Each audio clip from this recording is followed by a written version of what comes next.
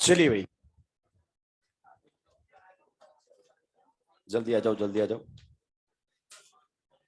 कहां तक बात हो चली थी लास्ट क्लास में? वो बता दिया था। चलिए, पोजीशन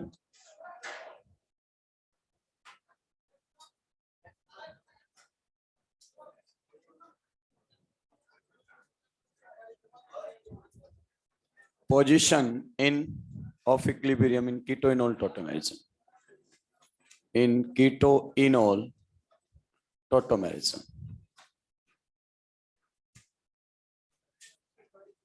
लीजिए, ये बहुत ही बेहतरीन टॉपिक आप लोगों के सामने रहेगा। Position of equilibrium in keto enol tautomerism, यानी कि कीटो ज्यादा स्टेबल होगा या इनोल ज्यादा स्टेबल होगा, या फिर अगर अपन बात करना चाहें दो का इनोल का कंपैरिजन करना पड़ जाए तो कौन सा इनोल ज्यादा बनकर हमारे सामने आएगा। देखिए, इसके अंदर पहले लिखिए, ketone is thermodynamically more stable. Ketone is thermodynamically more stable as compared to enol. Ketone is thermodynamically more stable as compared to enol.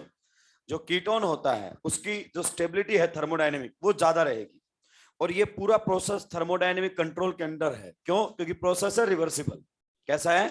Reversible. Keto is thermodynamically more stable as compare to enol. Clear? चलिए, अब देखिए, मान लीजिए हमारे सामने acetone ही है। जब acetone tautomerism करता है और एसीटोन टॉटोमेरिज्म करके किसके अंदर कन्वर्ट हो जाता है? इनोल के अंदर। तो देखिए, इक्विलिब्रियम का जो एरो के साइन है वो काफी कुछ आपको बताएंगे। फॉरवर्ड डायरेक्शन में जाना चाहेगा कि बैकवर्ड डायरेक्शन में? बैकवर्ड डायरेक्शन में। इनोल यहां पर बनता जरूर है, लेकिन इसकी स्टेबिलिटी बहुत ही कम होती है, बहुत ही कम इसकी स्टेबिलिटी हमारे सामने रहती है। इनोल बहुत ही कम मात्रा में बनकर आता है। अगर इक्विलिब्रियम की इसकी बात करना चाहे ना तो 10 रेज टू पावर माइनस में वैल्यू आती है इसकी, अप्रोक्सीमेट 10 रेज टू पावर -6 या 5 के आसपास इसकी वैल्यू रहती है। मतलब इक्विलिब्रियम मेनली बैकवर्ड डायरेक्शन में आना चाहता है। इसका मतलब अगर अपन बात करें, ये कौन सी फॉर्म है? कीटो, और ये कौन सी फॉर्म है? इनोल। तो हम ये बोल सकते हैं ये जो फॉर्म है कीटो, ये थर्मोडायनेमिकली अगर अपन बात करें मोर स्टेबल है, थर्मोडायनेमिकली मोर स्टेबल है as compare to enol form, as compare to enol form. और आप जानते हैं इक्विलिब्रियम तो स्टेबिलिटी की तरफ शिफ्ट होता है। इक्विलिब्रियम किधर शिफ्ट हो जाता है? स्टेबिलिटी की तरफ शिफ्ट हो जाता है। देखिए, आप नॉर्मली क्या करते हैं कि किस में इनोल ज्यादा बनेगा, किस में कम बनेगा, ये आप अल्फा एच के एसिडिक नेचर से पता करते हैं। कहां से पता करते हैं? एसिडिक नेचर से। इन रियलिटी ऐसा कोई लिंक है नहीं। क्यों? क्योंकि मामला चलता है पूरा थर्मोडायनेमिक कंट्रोल के अंदर। स्टेबिलिटी से बातें होंगी, अभी आप देखना ढंग से हमारे सामने बातें होंगी। अगर अपन के इक्विलिब्रियम की वैल्यू पता करना चाहें तो आप के इक्विलिब्रियम की वैल्यू भी पता कर सकते हैं इसके अंदर। जैसे अपन जानते हैं delta G is equal to क्या होता है? Delta H minus T delta S. और यहीं से आप जानते हैं delta G is equal to minus R T L N K. होता है कि नहीं होता है? लीजिए, तो यहां से ऊपर से आप डेल्टा जी की वैल्यू निकाल लो और नीचे पुट करके के इक्विलिब्रियम का पता चल जाएगा आपको कि क्या मामला यहां पर रहने वाला है। मोस्ट ऑफ द केसेज में जैसे ये हमारे सामने है, के इक्विलिब्रियम जो आपका रहेगा वो लेस देन 1 रहेगा। Molar concentration of enol divided by molar concentration of ketone. और आप जानते हैं इक्विलिब्रियम किधर आ रहा है? बैकवर्ड डायरेक्शन में। किधर आ रहा है? बैकवर्ड डायरेक्शन के अंदर आ रहा है। तो यहाँ के इक्विलिब्रियम जो रहेगा वो रहेगा लेस देन 1। के इक्विलिब्रियम की वैल्यू बहुत ही कम यहां पर आपको देखने को मिलने वाली है। नॉर्मली ऐसा ही होता है। नॉर्मली कीटो फॉर्म क्या होती है? ज्यादा stable as compare to enol, और के इक्विलिब्रियम आपको लेस देन 1 ही मिलने वाला है। अब सर इसमें क्या कारण है कि जो कीटो फॉर्म है ये इतनी ज्यादा स्टेबल है और जो इनोल फॉर्म है वो स्टेबल नहीं है? भाई पूरा खेला ही इसके अंदर है बॉन्ड एनर्जी का है। किसका है? बॉन्ड एनर्जी का। अब आप ध्यान से सुनना, तबियत से सुनना। मान लीजिए अगर अपन कीटो फॉर्म की तरफ बात करते हैं, किसकी तरफ बात करते हैं? Keto form. तो ये हमारे सामने कौन सा है? Keto form. क्लियर। अगर ये टोटोमेरिज्म कर जाता है, क्या कर जाता है, टोटोमेरिज्म, तो ये किसके अंदर कन्वर्ट होगा, टोटोमेरिज्म करके ये कन्वर्ट होगा इनोल फॉर्म के अंदर। अब देखना है इसके अंदर बॉन्ड जो टूटेंगे और जो बॉन्ड बनेंगे, वो एनर्जी का गैप अगर हमारे सामने नेगेटिव में आ गया ना, तो ये रिएक्शन फॉरवर्ड डायरेक्शन में चली जाएगी, और नहीं आया है तो ये रिएक्शन फॉरवर्ड डायरेक्शन में नहीं जा पाएगी। ध्यान से सुनना, अगर यहां पर हमने इनोल बना दिया है, क्या बना दिया है, इनोल, तो कार्बन कार्बन में डबल बॉन्ड बन जाएगा, और ये जो हाइड्रोजन यहां था, यही हाइड्रोजन यहां पर चला जाएगा। एग्री करते हैं कि नहीं करते हैं। तो देखिए रिएक्टेंट साइड जो बॉन्ड है हमारे सामने, जो यहां जाने पर ब्रेक हो गए हैं, उनकी बॉन्ड एनर्जी एक बार हम देखना चाहते हैं। सबसे पहले अगर अपन बात करना चाहें तो कार्बन हाइड्रोजन की बॉन्ड एनर्जी आएगी। क्या आप देख पा रहे हैं, कार्बन हाइड्रोजन बॉन्ड यहां पर है जो कि अल्फा कार्बन है, यस। उसके बाद यहां कार्बन कार्बन में कैसा बॉन्ड है, सिंगल, तो यहां कार्बन कार्बन सिंगल बॉन्ड की बॉन्ड एनर्जी रहेगी। प्लस कार्बन ऑक्सीजन में कैसा बॉन्ड है, डबल, तो यहां कार्बन ऑक्सीजन डबल बॉन्ड की बॉन्ड एनर्जी रहेगी। यहां पर ये बॉन्ड एनर्जीज का क्या आने वाला है, सम। ये आपका कीटो फॉर्म में है, ये सारे बॉन्ड किसमें है, कीटो फॉर्म में। और यहां पर जब इनोल फॉर्म में आप बात करते हैं, तो जो कार्बन हाइड्रोजन में बॉन्ड था, अब वो कार्बन हाइड्रोजन में ना होकर ऑक्सीजन हाइड्रोजन के अंदर, चेक कीजिए, क्लियर। तो यहाँ ये बॉन्ड फॉर्मेशन हुई है किसकी, ऑक्सीजन और हाइड्रोजन बॉन्ड की, यहाँ पर हमारे सामने फॉर्मेशन होगी। ड्यूरिंग फॉर्मेशन आप जानते हैं एनर्जी क्या होगी, रिलीज होगी। फिर और कौन सा बॉन्ड बना है सर, यहाँ पर अगर अपन बात करना चाहें तो देखिए कार्बन कार्बन में क्या बन गया है, डबल बॉन्ड। पहले कार्बन कार्बन में क्या था, सिंगल बॉन्ड, तो ये कार्बन कार्बन डबल बॉन्ड की बॉन्ड एनर्जी हमारे सामने आ जाएगी। फिर अगर अपन देखना चाहें, इधर कार्बन ऑक्सीजन में क्या है, डबल, और यहाँ कार्बन ऑक्सीजन में क्या है, सिंगल, तो ये हमारे सामने अगर अपन बात करें कार्बन ऑक्सीजन की सिंगल बॉन्ड की बॉन्ड एनर्जी आ जाएगी। ये पूरा खेला हमारे सामने रहने वाला है। एक बार वापस लौट कर इधर आ जाओ, कीटो इनोल टोटेमेरिज्म पर वापस लौट कर आओ। देखिए इधर अगर अपन बात करना चाहें, मोल कितना है, 1, इधर भी अगर अपन बात करना चाहें मोल कितना है, 1।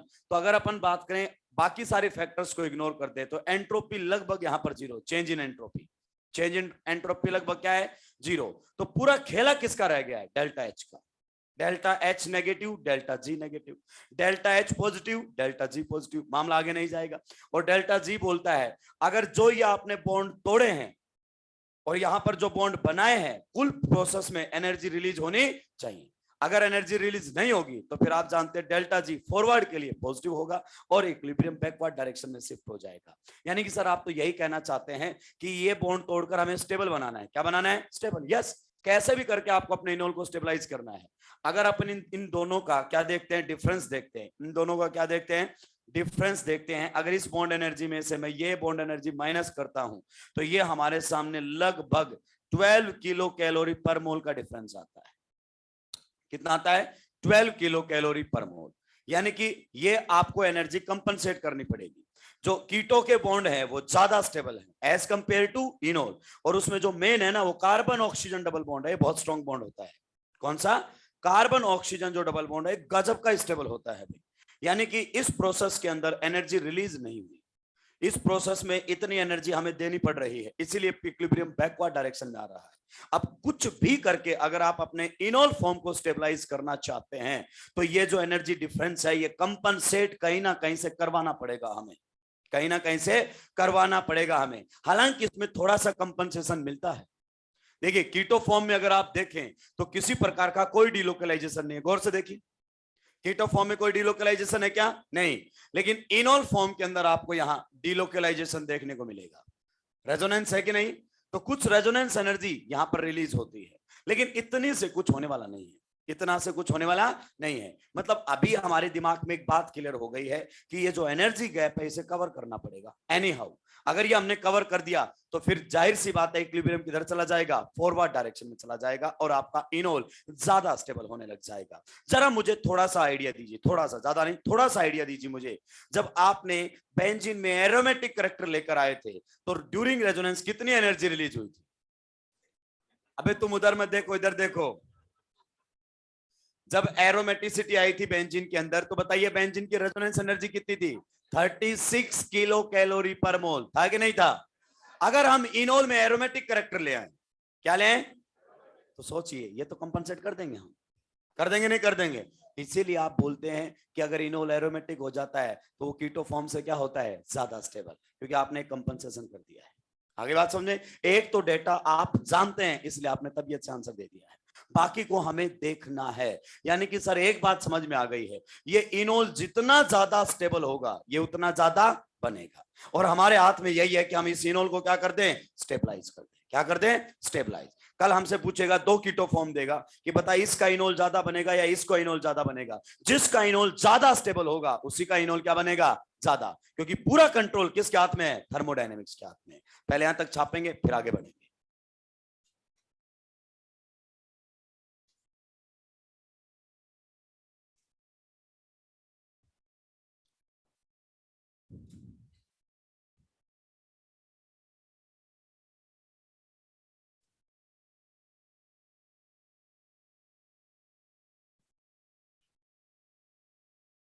जल्दी जल्दी सुलटाएंगे।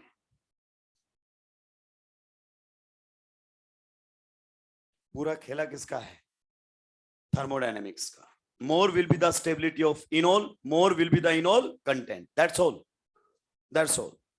उसके अलावा कोई बात नहीं करनी आपको। ये जो बॉन्ड एनर्जी का गैप है ये कवर अप करना है कैसे ना कैसे करके। अगर ये हम कवर अप कर जाएंगे तो इनोल क्या होने लग जाएगा, ज्यादा स्टेबल।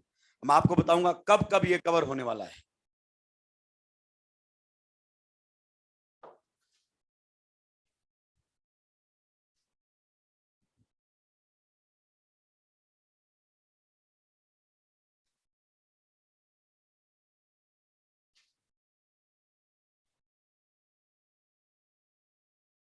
सुलटा दिया है क्या,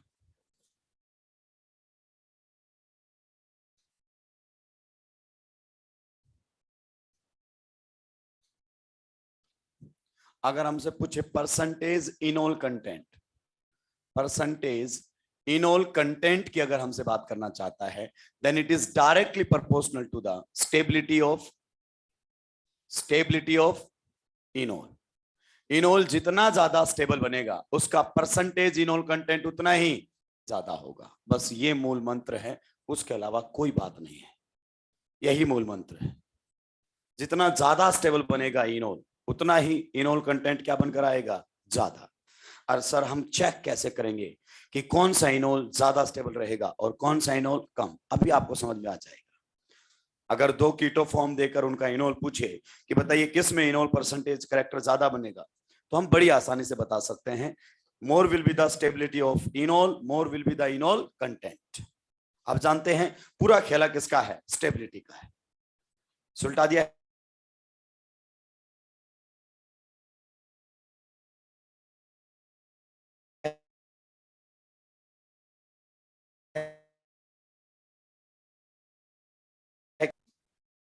compare the enol content, question हमारे सामने है, compare the enol content, compare the enol content. Enol content आपको कंपेयर करना है कि भाई किसका इनोल ज्यादा बनेगा। सबसे पहले हमारे सामने आ रहा है एसीटोन। आपसे पूछेगा कि बताइए एसीटोन में इनोल कंटेंट ज्यादा है या फिर एसिटोफिनोन में। आप जाने आपका काम जाने। ये लीजिए, दोनों में से किसके अंदर इनोल कंटेंट ज्यादा होगा, दिमाग आपके पास है, चला जी लीजिए। दूसरा क्वेश्चन आप लोगों के सामने आ रहा है। एक अगर अपन बात करें तो हमारे सामने दिया हुआ है एसिटाल्डिहाइड नंबर 1। फिर अगर अपन बात करना चाहें तो ये हमारे सामने एल्डिहाइड दिया हुआ है, और हमसे पूछ रहा है कि बताइए किसके अंदर इनोल कंटेंट क्या रहेगा, ज्यादा। हम एक ही बात जानते हैं, more will be the stability of enol, more will be it's percentage, that's all. Question number 3 की तरफ हम बढ़ते हैं। मान लीजिए अगर अपन बात करें, एक हमारे सामने है एसिटाल्डिहाइड, एसीटोन ले लेते हैं। एक हमारे सामने है एसीटोन, लीजिए। फिर अगर अपन बात करें दूसरा ये है, और हमसे पूछा जा रहा है कि बताइए किसके अंदर जो इनोल कंटेंट है वो ज्यादा बनेगा, सेकंड नंबर पर। फिर थर्ड नंबर पर हमारे सामने कुछ इस प्रकार से है। देखिए अभी जीओसी काम आएगी आपके।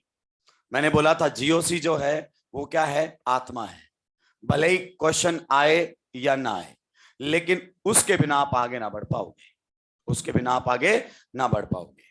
हर जगह ऑर्गेनिक में कदम कदम पर हमें जनरल ऑर्गेनिक केमिस्ट्री की जरूरत पड़ेगी ही पड़ेगी। 3 क्वेश्चन आपके सामने आ चुके हैं, 3 में से आपने एक का भी जवाब नहीं दिया है कि किसके अंदर इनोल कंटेंट ज्यादा होगा, पहले और सेकंड में। देखिए अगर अपन इसका इनोल बनाए, अभी हम ये नहीं बोल रहे कि इनोल ज्यादा होगा या कीटो, ऐसी कोई बात ही नहीं कि हमने तो देखा इसमें इनोल ज्यादा बनेगा कि उसमें इनोल बनेगा, बस इतना बात करना है। तो अगर हमने यहां पर इनोल बनाया तो देखिए इस इनोल के अंदर कोई स्टेबलाइजिंग फैक्टर है क्या? कोई खास नहीं है। यहां पर रेजोनेंस है वो हर इनोल में होगा इतना रेजोनेंस। तो और ज्यादा से ज्यादा अगर अपन बात करना चाहें तो ये जो डबल बॉन्ड है इसको स्टेबिलिटी मिल रही है कितने अल्फा एच से? 3 अल्फा एच से। यही है इनोल में क्या है? डबल बॉन्ड ही तो है, तो उसकी स्टेबिलिटी चेक करनी है। एक प्रकार से आपको एल्किन की स्टेबिलिटी चेक करनी है। यहां पर अगर मान लीजिए टोटोमेरिज्म हुआ तो आप जानते हैं कि इसके अंदर जो इनोल हमारे सामने बनकर आएगा वो कुछ इस प्रकार से बनकर आएगा। आएगा कि नहीं आएगा? नाउ यू डिसाइड ये वाला ज्यादा स्टेबल है कि वो वाला ज्यादा स्टेबल है। उसकी स्टेबिलिटी क्या है? ज्यादा, क्योंकि यहां पाई बॉन्ड का बेंजीन के साथ कॉन्जुगेशन है। अगर वो ज्यादा स्टेबल है तो वो ज्यादा बनेगा। यानी कि सेकंड में इनोल कंटेंट फर्स्ट के कंपैरिजन में क्या है? ज्यादा है। किसी को कोई दिक्कत है क्या? होनी भी नहीं चाहिए। नेक्स्ट क्वेश्चन में आपके क्या ख्यालात हैं? एक आपके सामने है एसिटाल्डिहाइड और एक आपके सामने है वो वाला, किस में ज्यादा होगा? फर्स्ट में ज्यादा होगा। क्या कर रहे हो भाई? क्या खा पी के बैठो? नेगेटिव एसिडिक स्ट्रेंथ दिमाग में घर कर गई है। क्या कर गई है? I have the data. अगर आपको लग रहा है गलत है तो अभी क्लास के बाद चेक कर लेना। I have the data, live चल रहा हूं मैं, जो पढ़ा रहा हूं ऑथेंटिक है।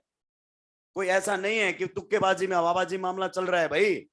यहां पर जब आप इसका इनोल बनाएंगे, क्या बनाएंगे?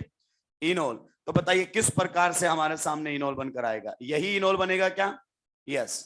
इस इनोल में तो मुझे कोई खास स्टेबलाइजेशन नहीं दिख रहा है, बस इतना सा रेजोनेंस दिख रहा है जो कि हर इनोल के अंदर होता है। लेकिन जब आप इसका इनोल बनाएंगे, किसका इनोल बनाएंगे? इसका इनोल जब हमारे सामने बनकर आएगा तो आप यहां पर आश्चर्यचकित रह जाएंगे कि ये वाला जो इनोल है वो क्या रहेगा? ज्यादा स्टेबल। रीजन बीइंग इसमें 6 अल्फा हाइड्रोजन है जो कि उसको स्टेबलाइज कर रहे हैं डबल बॉन्ड को, है कि नहीं है? तो किसके अंदर इनोल कंटेंट ज्यादा होगा, फर्स्ट में या सेकंड में? नो डाउट सेकंड का जो इनोल कंटेंट है वो फर्स्ट से क्या रहेगा? ज्यादा। You got the point? चलिए नेक्स्ट आगे बढ़ते हैं। बताइए क्वेश्चन नंबर 3 के बारे में आपके क्या ख्यालात हैं? क्वेश्चन नंबर 3 के बारे में क्या ख्यालात हैं? मेरे हिसाब से सेकंड में तो गजब का ही स्टेबलाइज हो जाएगा। पीएच का मतलब क्या होता है भाई लोगों? फिनाइल। पीएच का क्या मतलब होता है भाई लोगों? फिनाइल। अगर अपन बात करना चाहें तो कुछ इस प्रकार से हमारे सामने आ जाएगा, कुछ इस प्रकार से हमारे सामने इनोल बनकर आ जाएगा। आएगा कि नहीं आएगा? देखिए ये लोन पेयर और पाई बॉन्ड में कॉन्जुगेशन हर इनोल में होता है, इतना कॉन्जुगेशन हर इनोल में मिलेगा। लेकिन यहां पर ये पाई बॉन्ड दो बेंजीन के साथ रेजोनेंस करेगा, तो सबसे ज्यादा इनोल कंटेंट किस में मिलेगा? सेकंड में। मिलेगा कि नहीं मिलेगा? उसके बाद किस में मिलेगा? थर्ड। बिल्कुल सही। थर्ड का आप इनोल बनाकर चेक कर सकते हैं। थर्ड में जो इनोल हमारे सामने बनेगा वो कुछ इस प्रकार से बनकर आएगा। बनेगा कि नहीं बनेगा?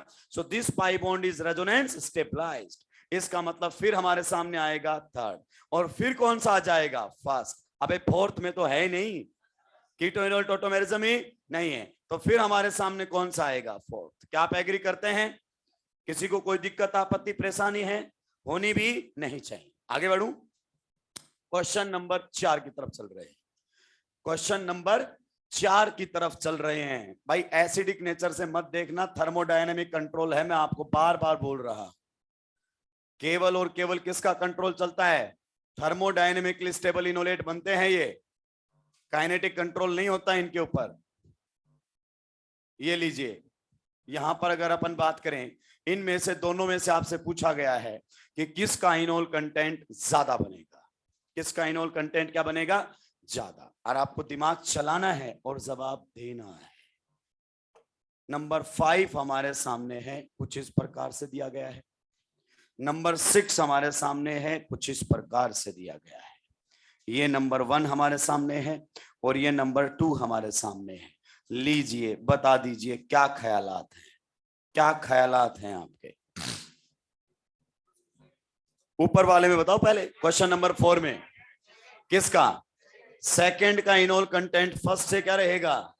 And this is absolutely correct. क्यों? क्योंकि उसका जो इनोल बनेगा वो एक्सटेंडेड कॉन्जुगेशन से स्टेबलाइज्ड होगा।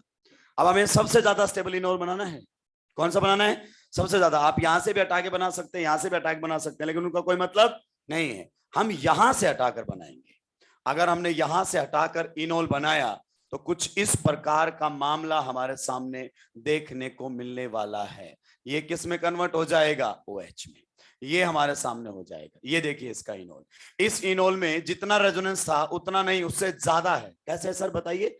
Lone pair will convert into pi bond and pi bond will convert into negative charge, then negative will convert into pi bond and pi bond will convert into negative charge. So हमें क्या मिला है? extended conjugation। क्या मिला है? extended conjugation। Sir conjugation क्यों नहीं लिखा आपने? extended conjugation क्यों लिखा है? क्योंकि conjugation तो हर इनोल में होता है, उसको आगे बढ़ाया इसने, तो यहां पर एक्सटेंडेड कॉन्जुगेशन है। हालांकि इसके अंदर आपको ऐसा कुछ देखने को मिलने वाला नहीं है। बताइए क्या इस इनोल के अंदर कॉन्जुगेशन नहीं है? कौन मना करता है? लोन पेयर और पाई बॉन्ड का कॉन्जुगेशन है तो सही, लेकिन इत्तू से कोई फर्क पड़ने वाला नहीं है। अभी इनोल का इनोल से कंपैरिजन चल रहा है। किसका किससे कंपैरिजन चल रहा है? इनोल का इनोल से। बताइए इसमें तो गजब का स्टेबल बन जाएगा इसका इनोल। इसका इनोल तो इसकी कीटो फॉर्म पर भी क्या डोमिनेट करने लगेगा? इनोल फॉर्म इसकी कीटो फॉर्म पर भी डोमिनेट करने लगेगा, क्योंकि यहां पर आप देख पा रहे होंगे कि इनोल के अंदर क्या जाएगी? एरोमेटिसिटी। क्या जाएगी? एरोमेटिसिटी। तो जब आप एनायन बना बनाकर चेक करते हो ना, तो कहीं पर तो स्टेबिलिटी देख लेते हो और कहीं पर नहीं देखते हो। जैसे यहां पर नहीं देखते हैं, सीधा बोल देते हो एरोमेटिसिटी, तो एरोमेटिसिटी से इनोल को स्टेबलाइजेशन तो मिल रहा है। तो मुद्दे की बात है, थर्मोडायनेमिक्स डिसाइड करेगा। तो यहां पर तो ये गजब का स्टेबल बनेगा। उसका इनोल अभी थोड़ी देर पहले बनाया ही हमने, इसके अंदर कोई खास स्टेबलाइजेशन देखने को मिलने वाला नहीं है। ये हमारे सामने इनोल बनेगा, यानी कि सेकंड का इनोल फर्स्ट से क्या रहेगा? ज्यादा। सेकंड में इनोल कंटेंट फर्स्ट से क्या रहेगा? ज्यादा। तो पहले टाइप के क्वेश्चंस हमने किए हैं जिनमें इनोल का कंपैरिजन होगा कि भाई किस में इनोल ज्यादा बनेगा और किस में इनोल कम बनेगा। More will be the stability of enol, more will be the enol content. That's all. That's all. उसके अलावा कुछ बोलने की जरूरत नहीं है। क्या हुआ? जितना ज्यादा इनोल का स्टेबिलिटी होगा उतना ही इनोल कंटेंट क्या होगा? ज्यादा। अब दूसरे क्वेश्चंस हमें ऐसे देखने हैं कि जहां पर इनोल जो है वो कीटो से भी ज्यादा स्टेबल होगा। इनोल जो है वो कीटो से भी ज्यादा स्टेबल होगा। अगर उसको ज्यादा स्टेबल होना है तो जो 12 किलो कैलोरी का डिफरेंस है वो कंपनसेट करना पड़ेगा कहीं ना कहीं से। वो क्या करना पड़ेगा? कंपनसेट करना पड़ेगा। कहां से कंपनसेट करवाना है वो अब हम देखेंगे। बताइए इस वाले में अगर अपन बात करना चाहें, सेकंड वाले में ये कीटो फॉर्म ज्यादा स्टेबल होगी कि इनोल? ये सेकंड वाले में देखो, कीटो फॉर्म ज्यादा स्टेबल होगी कि इनोल? कौन ज्यादा स्टेबल होगी? कीटो फॉर्म ज्यादा स्टेबल है, मैं जानता हूं। तुम एसिडिक एच के बेसिस पर इनोल कंटेंट देखते आए हो, मैं जानता हूं तबीयत से। ये अप्रोक्सीमेट 70% होता है और ये अप्रोक्सीमेट 30% होता है। ठीक है? और बेटा इसके एसिडिक एच में ना कोई कमी नहीं है, इसके एसिडिक एच में कोई कमी नहीं है। तो बातें भी मत करना। थर्मोडायनेमिक्स के कंट्रोल में रिएक्शन किसके कंट्रोल में है? Thermodynamics. Next, in the following cases, पहले मैं आपको ट्रिक दूंगा फिर मैं आपको साथ के साथ एक्सप्लेनेशन देता हुआ चलूंगा। In the following cases,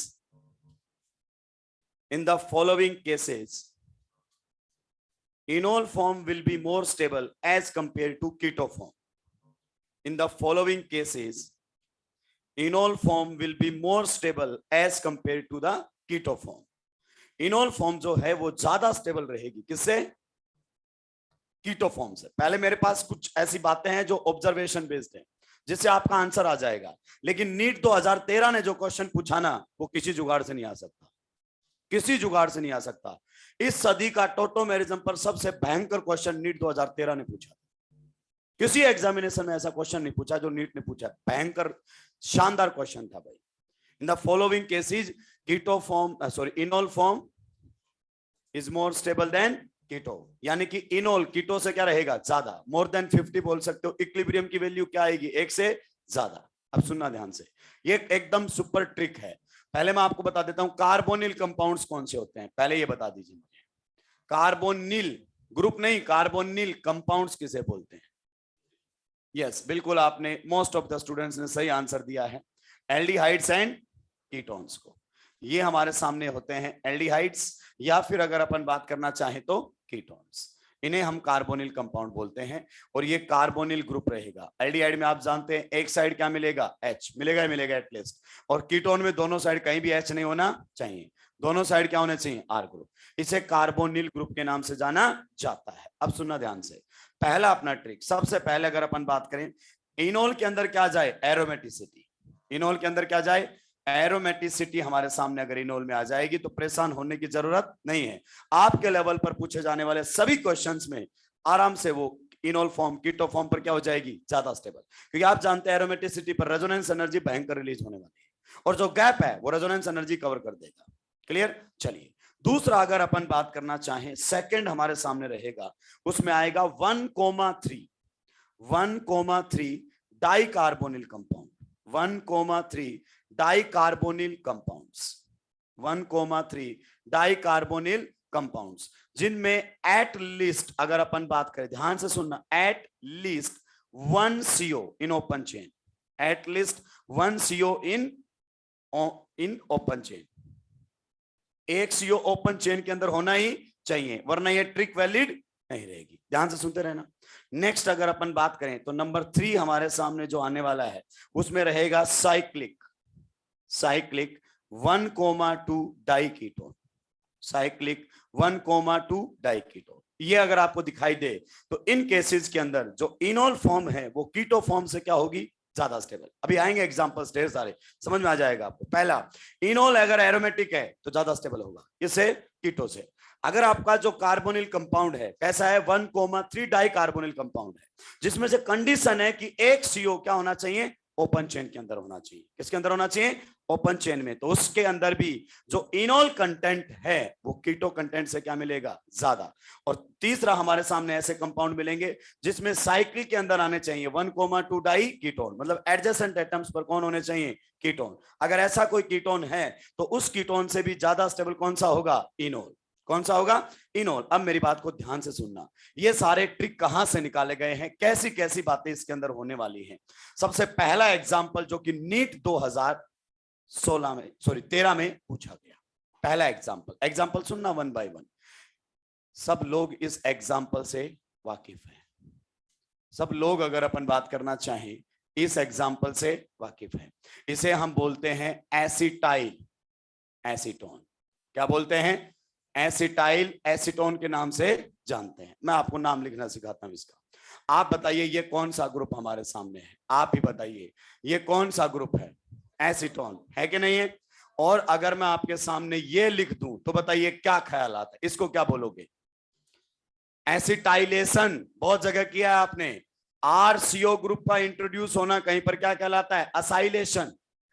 और अगर अपन बात करें कार्बन कितने हैं तो इसको क्या बोलते हैं, एसिटाइलेशन। तो ये हमारे सामने कौन सा ग्रुप है, एसिटाइल ग्रुप है। कौन सा ग्रुप है, एसिटाइल। अगर मैं यहां से एक H हटा दूं, क्या हटा दूं, H, और इस एसिटाइल ग्रुप को इंट्रोड्यूस कर दूं तो बताइए ये बनकर आ गया कि नहीं, ये हो गया एसिटाइल और ये होगा एसीटोन। तो इसको बोला जाता है एसिटाइल एसीटोन। तो ये आपके सामने है एसिटाइल एसीटोन। अब इसके अंदर अगर अपन टोटोमेरिज्म करें तो सबसे पहले देखो क्या इसकी कीटो फॉर्म ज्यादा स्टेबल होगी या इनोल। ये हमारी इस वाली कैटेगरी में लाई कर रहा है, 1,3 डाई कार्बोनिल कंपाउंड है। 1,3 का मतलब है अगर अपन इसको 1 माने तो ये हो गया 2 और ये हो गया 3। दोनों जो CO ग्रुप हैं वो एक दूसरे की 1,3 रिस्पेक्ट पर होने चाहिए। पोजीशन क्या होनी चाहिए, 1,3, एक दूसरे के रिस्पेक्ट में। अगर ऐसा है तो ये ट्रिक आपको बता देगी कि डेफिनेटली इसमें इनोल फॉर्म कीटो फॉर्म से क्या होने वाली है, ज्यादा स्टेबल होने वाली है। क्लियर। अब इसमें देखिए आप जानते हैं अच्छे से जो इसकी इनोल फॉर्म बनेगी वो कितनी बनेगी, 2। एक तो ये हमारे सामने अल्फा H है, अल्फा कार्बन, और एक ये है अल्फा डैश। यहां से हटा यहां से हटा, एक ही बात है। अगर हमने यहां से इनोल बनाया, क्या बनाया, इनोल। ध्यान से सुनते रहना मेरी बात को। अगर हमने यहां से इनोल बना दिया तो ये कुछ इस प्रकार से हमारे सामने इनोल बनकर आएगा। आएगा कि नहीं आएगा। अगर ये बनकर आया है तो देखिए सबसे पहले क्या आपको यहां पर एक्सटेंडेड कॉन्जुगेशन दिखाई दी, कॉन्जुगेशन नहीं, एक्सटेंडेड कॉन्जुगेशन। यस, देखिए सबसे पहले there is no conjugation in the keto form, there is no conjugation in the keto form. Means conjugation से कोई स्टेबलाइजेशन नहीं है कीटो फॉर्म के अंदर, बट इनोल फॉर्म के अंदर स्टेबलाइजेशन है। हमें कुल मिलाकर इनोल की स्टेबिलिटी को बढ़ाना है कैसे ना कैसे करके। अगर हमने ऐसा किया तो देखिए यहां पर डीलोकलाइजेशन होगा, lone pair will convert into pi bond and pi bond will convert into negative, negative will convert into pi and pi will convert into negative. Yes, there is conjugation. Which conjugation? Extended conjugation. तो सबसे पहले हमें यहां पर देखने को मिलेगा extended conjugation. क्या देखने को मिलेगा? Extended conjugation. लेकिन एक्सटेंडेड कॉन्जुकेशन में इतनी ज्यादा एनर्जी होगी नहीं जो इसको ज्यादा स्टेबलाइज कर दे। किससे? कीटो फॉर्म से। अभी इसको बूस्ट मिलेगा किसका? हाइड्रोजन बॉन्डिंग का। देखिए क्या यहां पर हाइड्रोजन बॉन्डिंग है? Yes, there is intramolecular hydrogen bonding. तो इसमें दो फैक्टर एक साथ आ रहे हैं, extended conjugation plus intramolecular hydrogen bonding. साथ में हमारे सामने आ रहा है इंट्रामोलिक्यूलर एच बॉन्डिंग। क्या आ रहा है? Intramolecular H bonding. ये दोनों मिलकर वो जो 12 किलो कैलोरी एनर्जी का गैप है उसको कंपनसेट कर जाते हैं। क्या कर जाते हैं? कंपनसेट कर जाते हैं और इनोल को कीटो से क्या बना लेते हैं? ज्यादा स्टेबल। इसका लगभग ये 76% के आसपास रहता है। कुछ बुक 80% लिख देती हैं, कुछ 76 लिख देती है, उससे कोई फर्क पड़ने वाला नहीं है। मतलब यहां पर इनोल फॉर्म कीटो फॉर्म से क्या है? ज्यादा स्टेबल है। क्या इसके ज्यादा स्टेबल होने का कारण एक्सटेंडेड कॉन्जुगेशन है? नहीं। क्या इसका ज्यादा होने का कारण हाइड्रोजन बॉन्डिंग है? नहीं। Extended conjugation plus hydrogen bonding दोनों। क्योंकि अभी मैं आपके सामने केस दिखाऊंगा जहां एक्सटेंडेड कॉन्जुगेशन होगा बट हाइड्रोजन बॉन्डिंग मिसिंग होगी और उस केस में कीटो ही ज्यादा स्टेबल निकलेगा। किससे? इनोल से। बहुत सारे केसेस आएंगे आपके सामने, ये हमारे सामने। एक मिनट सर, अगर अपन बात करें यहां से इनोल बनाने की तो आपने पहले ही एरो देखकर बहुत सारी चीजों के बारे में अंदाजा लगा लिया होगा। क्लियर? इक्विलिब्रियम क्या कह रहा है कि कहां पर जाना है? बैकवर्ड डायरेक्शन में जाना है। बताइए सबसे पहले अगर मैंने यहां से इनोल बनाया तो क्या यहां इंट्रामोलिकुलर हाइड्रोजन बॉन्डिंग है? क्या यहां इंट्रामोलिकुलर हाइड्रोजन बॉन्डिंग है? Yes, definitely. आधे लोग तो इधर ध्यान भी नहीं देते हैं, बस यही इंट्रामोलिकुलर हाइड्रोजन बॉन्डिंग पढ़ लेते हैं और खुशियां मना लेते हैं बस सर, और तो सुनना ही नहीं है। इस इनोल के अंदर भी इंट्रामोलिकुलर हाइड्रोजन बॉन्डिंग है but the missing thing is extended conjugation. There is no extended conjugation. देखिए इतना सा रेजोनेंस हर इनोल में होता है, इतना सा रेजोनेंस हर इनोल में होता है। इतने से काम नहीं चलने वाला है, एक्सटेंडेड लेकर आना पड़ेगा। तो इसी वजह से इक्विलिब्रियम कहां लौट जाएगा? बैकवर्ड डायरेक्शन में। अगर अपन इसको बोल देते हैं फर्स्ट, इसको बोल देते हैं सेकंड और इसको बोल देते हैं थर्ड। क्या बोल देते हैं? थर्ड। सबसे पहले आप मुझे ये बताइए सेकंड एंड थर्ड में कौन सा इनोल ज्यादा स्टेबल है? कौन सा ज्यादा स्टेबल है? There is hydrogen bonding. Yes, there is hydrogen bonding. But in this case, there is extended conjugation. More will be the stability of enol. More will be its percentage character. होगा कि नहीं होगा? तो अगर मुझसे ये पूछे कि इन दोनों में से कौन सा इनोल ज्यादा बनेगा? सेकंड। कौन सा ज्यादा बनेगा? सेकंड। और सेकंड फर्स्ट से भी ज्यादा रहेगा। अगर हम स्टेबिलिटी की बातें करना चाहें तो उसके अंदर दोनों का कॉम्बिनेशन है। नंबर 1 क्या है? Extended conjugation. नंबर 2 अगर अपन बात करना चाहें तो क्या है? Intramolecular hydrogen bonding. लेकिन आज भी 1 थर्ड से क्या रहने वाला है? ज्यादा स्टेबल। आज भी जो 1 है वो थर्ड से क्या रहने वाला है? ज्यादा स्टेबल। ये हमारे सामने रहेगा। अभी आप ध्यान से सुनते रहना, आपको कंपैरिजन करने का मौका मिलेगा। अगला एग्जांपल। ऐसे चीजें क्लियर नहीं होती हैं, तुमने अलग लेवल पर पढ़ी है भाई। बहुत सारे लोग सुबह आकर मेरे को घेर लिया कि सर ये देखो कितना गजब का एसिडिक हाइड्रोजन है, सर गजब का एसिडिक हाइड्रोजन है इसलिए ये बन गया है। उससे भी गजब का हाइड्रोजन है एसिडिक। एसिडिक हाइड्रोजन से इनोल कंटेंट का क्या लेना देना है भाई? इक्विलिब्रियम नहीं पढ़े हो क्या? नहीं पढ़े हो कि इक्विलिब्रियम स्टेबिलिटी की तरफ शिफ्ट होता है? तो सारी बातें किससे होंगी? स्टेबिलिटी से बातें होंगी। ये थर्मोडायनेमिकली कंट्रोल इनोलेट्स होते हैं, काइनेटिकली नहीं है ये। चलिए अगर अपन बात करना चाहें तो बताइए क्या ये अपने तीनों में से किसी कैटेगरी में फिट होता है?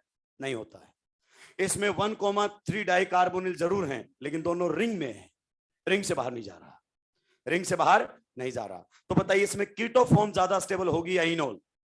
कीटो ही ज्यादा स्टेबल रहेगा।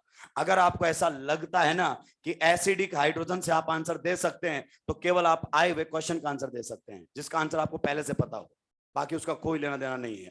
ये लीजिए क्या ख्यालात हैं आपके, ध्यान से सुनते रहना। अगर मैंने इनोल बनाया तो इनोल हमारे सामने यही बनेगा, इससे ज्यादा स्टेबल इनोल बन नहीं सकता है। बन सकता है क्या? नहीं। बताइए क्या यहां पर एक्सटेंडेड कॉन्जुगेशन है? यस। अगर अपन बात करें यहां पर हमारे सामने एक्सटेंडेड कॉन्जुगेशन प्रेजेंट है, एक्सटेंडेड कॉन्जुगेशन प्रेजेंट है। कैसे सर? आप देख लीजिए, ये लोन पेयर यहां से रेजोनेंस करके यहां तक पहुंचेगा, है कि नहीं है? बट क्या मिसिंग है? बट यहां पर इंट्रामोलिकुलर हाइड्रोजन बॉन्डिंग मिसिंग है। इंट्रामोलिक्यूलर अगर अपन बात करना चाहें, एच बॉन्डिंग इसके अंदर नहीं है। तो एक अकेली एक्सटेंडेड कॉन्जुगेशन की औकात नहीं है, अकेली एक्सटेंडेड कॉन्जुगेशन की औकात नहीं है कि ये इक्विलिब्रियम को फॉरवर्ड डायरेक्शन में खींच ले, नहीं कर पाएगा एनर्जी का कंपनसेशन। ये देख लिए, ये लगभग 70% के आसपास होता है और ये लगभग 30% के आसपास होता है। आज भी ये कीटो फॉर्म इनोल फॉर्म से क्या है? ज्यादा स्टेबल है। क्लियर? और एसिडिक नेचर की तो बात भी मत करना। एसिडिक नेचर की अगर बातें आए ना तो राज और भी खुल जाएंगे। छापिए, आगे बढ़ूंगा।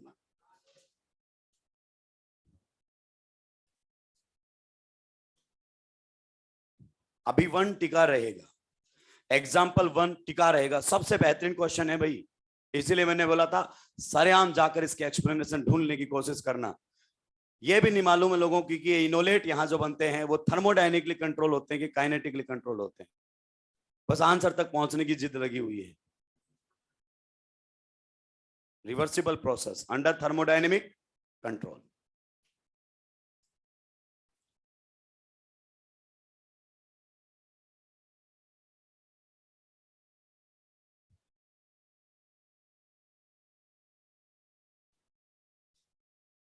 इस वाले में, इसमें ये, हाँ ये, हाँ किसके बेस पे आएंगे? विड्रॉइंग, विड्रॉइंग से कोई लेना देना नहीं है। All is related to the stability of enol. अगर मैं यहां से इसको हटाकर बेंजीन लगा दूंगा, परसेंटेज इनोल कंटेंट बढ़ेगा। क्यों? क्योंकि डबल बॉन्ड की स्टेबिलिटी बढ़ेगी। जो भी इनोल को स्टेबलाइज करेगा, इनोल कंटेंट बढ़ेगा, और जो डिस्टेबलाइज करेगा घटेगा।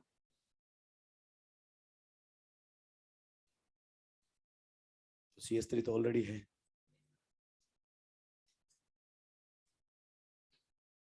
हाँ, तो इनोल ज्यादा स्टेबल होगा, रेजोनेंस स्टेबलाइज्ड होगा। तो इसमें क्या डाउट हुआ?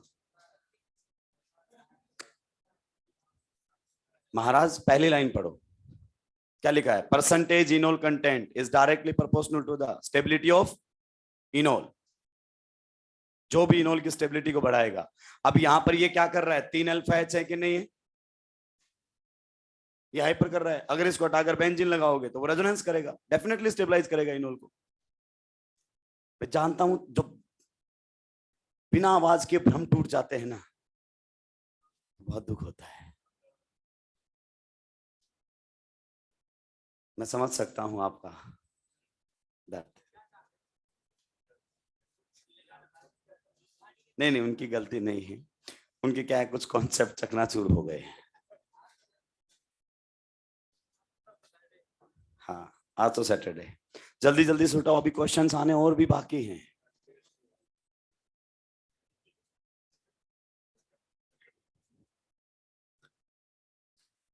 सुलटा दिया है क्या?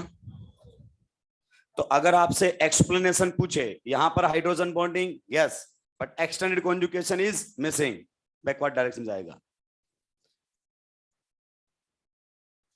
आप केवल हाइड्रोजन बॉन्डिंग सोचकर खुश हो रहे थे। आपको क्या लगता है? हाइड्रोजन बॉन्डिंग बस। Number of examples are there जहां हाइड्रोजन बॉन्डिंग हो जाएगी। अकेला हाइड्रोजन बॉन्डिंग नहीं कर पाएगा इसको। सुलटा दिया है क्या?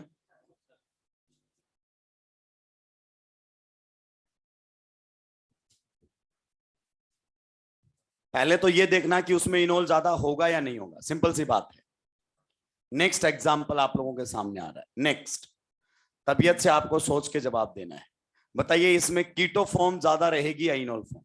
आराम से पहले आंसर ये देना है, कीटो फॉर्म ज्यादा रहेगी या इनोल फॉर्म? कीटो फॉर्म ज्यादा रहेगी या इनोल? कितने लोगों का मानना है इनोल फॉर्म ज्यादा रहेगी? अबे बेवकूफ इंसानों, ना पहले कभी पढ़ा ना आप कब तुम पढ़ रहे हो। क्या लिखा हुआ है? 1,3 डाई कार्बोनिल कंपाउंड। ये ईस्टर है दिमाग से पैदल लोगों। क्या है वो? ईस्टर। ये एल्डिहाइड कीटोन थोड़े ही है। तो बताओ इसकी कीटो फॉर्म ज्यादा स्टेबल रहेगी कि इनोल? कीटो। अब आपको बताऊंगा कि हाइड्रोजन बॉन्डिंग इसमें भी है, इसके इनोल के अंदर भी हाइड्रोजन बॉन्डिंग है। अगर आप हाइड्रोजन बॉन्डिंग के दम पर ही अगर आप आगे बढ़ रहे थे तो ये लो आ गया इक्विलिब्रियम पीछे की साइड, मात्र 8% इनोल बनता है इसका। कितना बनता है? 8%। अगर अपन बात करना चाहें, अगर हमने इसका इनोल बना दिया तो ये लीजिए हमने इसका इनोल बना भी दिया है। क्या ख्यालात हैं इसके इनोल के बारे में? क्या यहां पर इंट्रामोलिकुलर हाइड्रोजन बॉन्डिंग है? यस, डेफिनेटली, बिल्कुल यहां पर इंट्रामोलिकुलर हाइड्रोजन बॉन्डिंग है। अगर इंट्रामोलिकुलर हाइड्रोजन बॉन्डिंग सब कुछ होता तो खींच ले जाता इक्विलिब्रियम को फॉरवर्ड डायरेक्शन में, इसीलिए तो यहां नहीं खींचा उससे। क्या मिसिंग है? Extended conjugation. अभी आएगा खेला समझ में। अगर अपन बात करना चाहें तो यहां पर आपको देखने को मिलेगा इंट्रामोलिकुलर एच बॉन्डिंग। क्या देखने को मिलेगा? इंट्रामोलिकुलर एच बॉन्डिंग यहां पर आपको देखने को डेफिनेटली मिलेगा, but extended conjugation is missing. Sir कैसे बात करोगे, समझाओ। देखिए क्या है ना, इसमें इसके अंदर भी जो आपका कीटो फॉर्म है, कौन सी फॉर्म है? कीटो फॉर्म, उसके अंदर ऑलरेडी रेजोनेंस है। देखो it is already resonance stabilized, है कि नहीं है? ये अभी इतना रेजोनेंस स्टेबलाइज्ड पहले से ही है, और आप इसका इनोल जो बनाकर लाओगे और उसमें सोचो कि एक्सटेंडेड कॉन्जुगेशन हो जाए तो उसका कोई मतलब नहीं रहेगा, क्योंकि अगर नेगेटिव ने रेजोनेंस किया तो वो फिर लोन पेयर और सीओ के रेजोनेंस को रोक देगा। आप सुनिए, अगर ये रेजोनेंस करेगा तो स्टेबलाइजेशन होगा कि नहीं होगा? होगा। अब सुनना, आप बोलोगे सर है तो सही, ये देखिए lone pair will convert into pi bond and pi bond will convert into negative charge. अब सुनो, यहां पर ऑलरेडी रेजोनेंस चल रहा है क्या? Yes, lone pair into pi bond and pi bond into negative charge चल रहा है। अगर इस नेगेटिव ने रेजोनेंस करना शुरू किया तो फिर लोन पेयर का रुक जाएगा। रुकेगा कि नहीं रुकेगा? तो इसके करने का फायदा क्या हुआ? आप खुद सोचिए, इसके रेजोनेंस करने का फायदा क्या हुआ? क्या ये बहुत ज्यादा रेजोनेंस एनर्जी रिलीज कर देगा? नहीं। आप बताइए, अगर मैं आपसे पूछूं क्या यहां पर कोई डिलोकलाइजेशन एनर्जी है? नहीं, because there is no delocalization. क्या इसमें डिलोकलाइजेशन एनर्जी है? यस, ईस्टर के अंदर ऑलरेडी चल रहा है। क्लियर? और अगर आपने नेगेटिव से करवाने की कोशिश की तो जो लोन पेयर स्टेबलाइजेशन दे रहा था कॉन्जुगेशन से, वो खत्म हो जाएगा, और वो इसके अंदर क्या है? प्रेजेंट है कि नहीं है? तो ये लोन पेयर के इस नेगेटिव के रेजोनेंस करने का कोई फायदा नहीं होगा यहां पर। क्यों? क्योंकि अगर किसी का रेजोनेंस रोक के ये रेजोनेंस कर रहा है, क्या मतलब हुआ उसका? पहले मॉलिक्यूल के अंदर था वो रोक दिया आपने और नया शुरू कर दिया, तो पहले जो स्टेबलाइजेशन था उसका क्या हुआ? आई बात समझ में? तो यहां पर वापस कहां पर लौट कर आ जाएगा आपका? वापस कीटो फॉर्म की तरफ दौड़ जाएगा, और ये तो यहीं से फिट हो रहा है। ये 1,3 डाई कार्बोनिल नहीं है, ये ईस्टर है। हम देखते ही बता सकते हैं। क्या कर सकते हैं? देखते ही बता सकते हैं। नेक्स्ट एग्जांपल, ध्यान से सुनते रहना तबियत से। नेक्स्ट अगर अपन बात करें तो आपके सामने ये आने वाला है खतरनाक चीज। बताइए इसके बारे में क्या ख्यालात है? अगला एग्जांपल, इसकी कीटो फॉर्म ज्यादा स्टेबल होगी या इनोल फॉर्म ज्यादा स्टेबल होगी? कीटो फॉर्म ज्यादा स्टेबल होगी या फिर इसकी इनोल फॉर्म ज्यादा स्टेबल होगी? ये है 1,3 डाई है और एक ओपन चेन में भी है। आपको समझ में आया क्या? मैंने इसको एटलीस्ट 1 ओपन चेन में क्यों रखा है? क्यों? हाइड्रोजन बॉन्डिंग भी करवानी है भाई। क्या करवानी है? Hydrogen bonding. अगर यहां पर आपने इनोल कंटेंट बनाया, अगर यहां पर इनोल कंटेंट बनाया, अभी तो तुमने आधी अधूरी बात जानी है रे मुन्ना, आधी अधूरी बात जानी है इसके अंदर। देखिए ये अल्फा है, यस, यहीं से एच हटाओगे तो इनोल सबसे ज्यादा स्टेबल बन सकता है। हालांकि अल्फा यहां भी है, अल्फा यहां भी है, लेकिन उनका कोई मतलब नहीं है। अब आप या तो इधर इस वाले पर करवा सकते हो, देखो एल्डिहाइड वाले पर, या फिर किस पर करवा सकते हो? कीटोन वाले पर। अब फिर मुद्दे की बात फंसेगी। अगर आपने यहां पर करवा दिया है ये हमारे सामने, तो कुछ इस प्रकार से बनकर आएगा। आएगा कि नहीं आएगा? And you will find there is intramolecular hydrogen bonding. Yes, you will find there is intramolecular hydrogen bonding।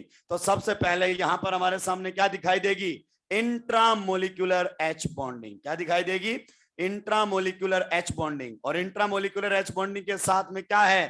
Plus extended conjugation. कैसा है?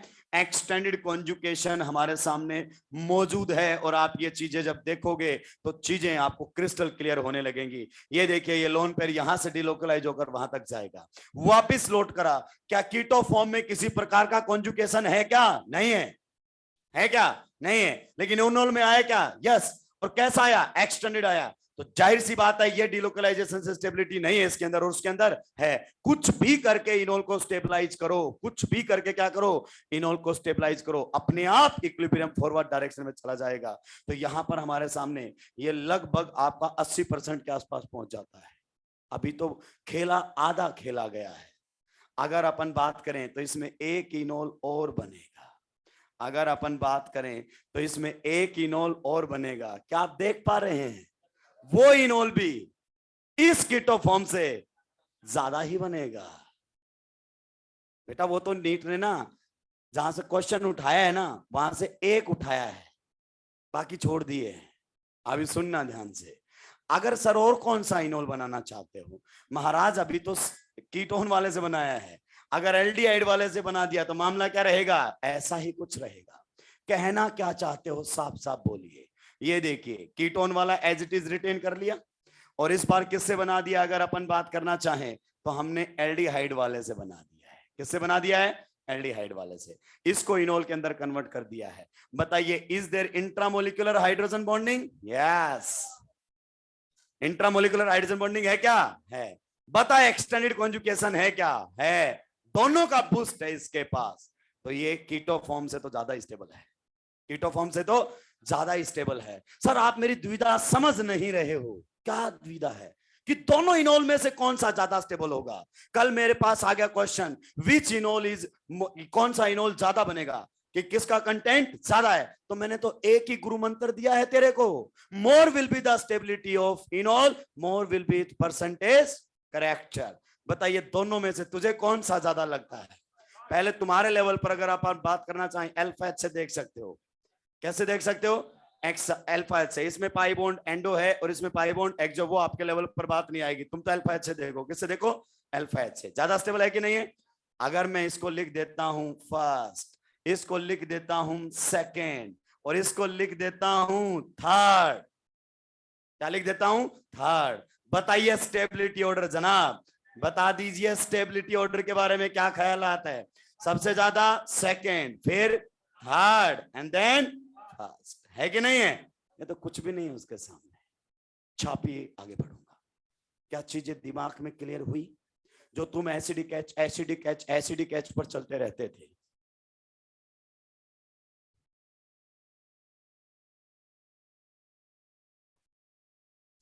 आप देखते ही बता देंगे, देखते ही बता देंगे कि इसका इनोल ज्यादा स्टेबल होगा कि नहीं होगा।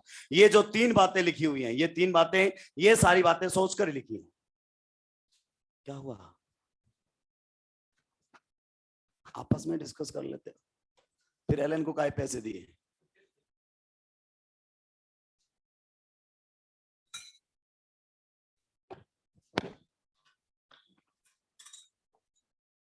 जल्दी जल्दी सुलटा दो भाई लोगों, टाइम है ही नहीं अपने पास। आज तो 4 ही रखे, तुम्हारा पेपर है। हालांकि पेपर में तुम क्या करके आओगे वो तो सबको पता है, लेकिन फिर भी हाँ, कुछ तो अभी जाके पढ़ना शुरू करेंगे। वो तो तुम पढ़ते रहोगे। राक्षस। जल्दी जल्दी सुलटाएंगे, समय नहीं है अपने पास, जल्दी जल्दी सुलटाएंगे।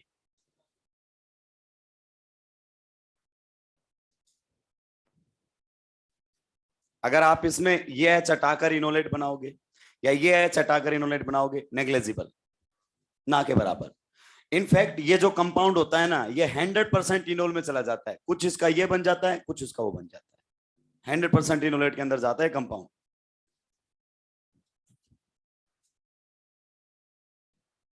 जनाब एक्सटेंडेड कैसे नहीं है?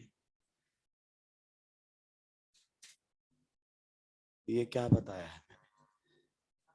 अगर यहां पर तूने रेजोनेंस करवाया, पॉजिटिव चार्ज आएगा, ये नेगेटिव आ गया। अब बता कैसे बताएगा एक्सटेंडेड? अगर ये रेजोनेंस करेगा तो किसका रेजोनेंस रुक गया? लोन पेयर का। तो क्या स्टेबलाइजेशन मिला? मैं तेरे को एक पेन देके एक छीन ले जाऊं, क्या मतलब हुआ उसका? नेगेटिव का रेजोनेंस करवा के तूने इसका रेजोनेंस रोक दिया। और जब इसका रेजोनेंस हो रहा था तो स्टेबलाइजेशन मिल रही थी नहीं मिल रही थी? कोई फायदा नहीं हुआ। इसके अंदर देख, इसके अंदर ये सीओ किसी के साथ पहले रेजोनेंस में नहीं था, और इसमें ये रेजोनेंस तो ऑलरेडी पहले ही है भाई, वो ऑलरेडी रेजोनेंस स्टेबलाइज्ड है। सुलटा दिया है क्या? चलिए नेक्स्ट, अब हमारे सामने आएगा एरोमेटिक वाला। एरोमेटिक वाले में तो तुम एक्सपर्ट हो, तो देखो इस एग्जाम्पल को रिटेन करके सारी बातें क्लियर कर दी है। जब मॉड्यूल का डिस्कशन होगा ना तब दोबारा मत पूछना कि सर ये बता दो, फिर नहीं बताऊंगा मैं। मान लीजिए आपके सामने ये वाला दिया हुआ है और पूछा गया है बताइए कीटो फॉर्म ज्यादा स्टेबल है या इनोल। बताओ एरोमेटिसिटी में अमीन सब की जरूरत है क्या? नहीं, एरोमेटिसिटी अकेला ही काफी, कोई हाइड्रोजन बॉन्डिंग की जरूरत नहीं है, क्योंकि इसमें तो आप डेटा अच्छे से जानते हैं। जानते हैं कि नहीं जानते हैं? गजब की रेजोनेंस एनर्जी रिलीज होने वाली है और ये लगभग 100% के आसपास आ जाता है। लगभग कितना आ जाता है? 100%। अगर कभी तुमसे ये पूछ लेना कि किसके अंदर इनोल कंटेंट मैक्सिमम है, एरोमेटिक वाले पे टिक मार देना। किस पर टिक मार देना? एरोमेटिक वाले पर टिक मार देना। इसमें मैक्सिमम इनोल कंटेंट आपको दिखाई देगा, क्योंकि एरोमेटिसिटी गजब की यहां पर चीज आपको देख करने को मिलेगी। ये कैसा है? Non aromatic. और ये कैसा बन चुका है? एरोमेटिक। हाँ या ना? चलिए, और अगर अपन बात करना चाहें तो सर ये वाला नहीं आया अभी तक, साइक्लिक 1,2 डाइकीटोन वाला आएगा, ये भी आप लोगों के सामने आएगा। लीजिए यही आ रहा है अगला एग्जांपल। ये एग्जांपल वाइज मैंने करवाए, ये एग्जांपल है। नेक्स्ट में अगर अपन बात करना चाहें तो हमारे सामने कुछ ये वाला एग्जांपल रहने वाला है। ये देखिए गौर से, खतरनाक बात आपको यहां पर देखने को मिलेगी। ये आ गया। पहले तो कंपाउंड को देखकर बताओ इसकी कीटो फॉर्म ज्यादा स्टेबल होगी या इनोल। देखते बताओ। ये तीसरी कैटेगरी में आ गया अपने में, साइक्लिक भी है, 1,2 डाई कीटोन भी है, मतलब एडजेसेंट पोजीशन पर होना चाहिए, ओपन में नहीं, रिंग में होना चाहिए। अब इसमें क्या होता है? Dipole dipole repulsion. यहां पर क्या रहेगा? Partial positive. यहां पर क्या रहता है? Partial negative. यहां पर क्या रहता है? Partial positive. और यहां पर क्या रहता है? Partial negative. So there is dipole dipole repulsion. ये इंपॉर्टेंट बात है। यहां पर हमारे सामने रहेगा डाइपोल डाइपोल रिपल्सन। क्या रहने वाला है? डाइपोल डाइपोल रिपल्सन रहने वाला है। और ये कंपाउंड खुद में ही क्या होता है? Highly unstable. ये कंपाउंड खुद में ही क्या है? Highly unstable due to this repulsion. ये चाहता है कि ये रिपल्सन खत्म हो जाए। ये चाहता है ये जो रिपल्सन इसके अंदर है वो खत्म हो जाए। बताइए क्या हम इसका ये रिपल्सन खत्म कर सकते हैं? यस, हम इसको इनोल में कन्वर्ट करके इसका जो रिपल्सन था हम उसको अट्रैक्शन में कन्वर्ट कर सकते हैं due to intramolecular hydrogen bonding. आप बताइए ये तो यहां से अल्फा एच हटेगा या फिर यहां से हटेगा? दोनों देखो सेम है, कहीं से हटा लो कोई फर्क पड़ने वाला नहीं है। गौर से देखा करो, बाद में तुम्हें डाउट आने लगते हैं। मैं सारी बातें बोलता हुआ चलता हूं, कहीं से भी हटाओ कोई फर्क पड़ने वाला नहीं है। इसमें भी इक्विलिब्रियम कहां जा रहा है? फॉरवर्ड डायरेक्शन में। इन सभी में इक्विलिब्रियम कहां गया है? फॉरवर्ड डायरेक्शन के अंदर।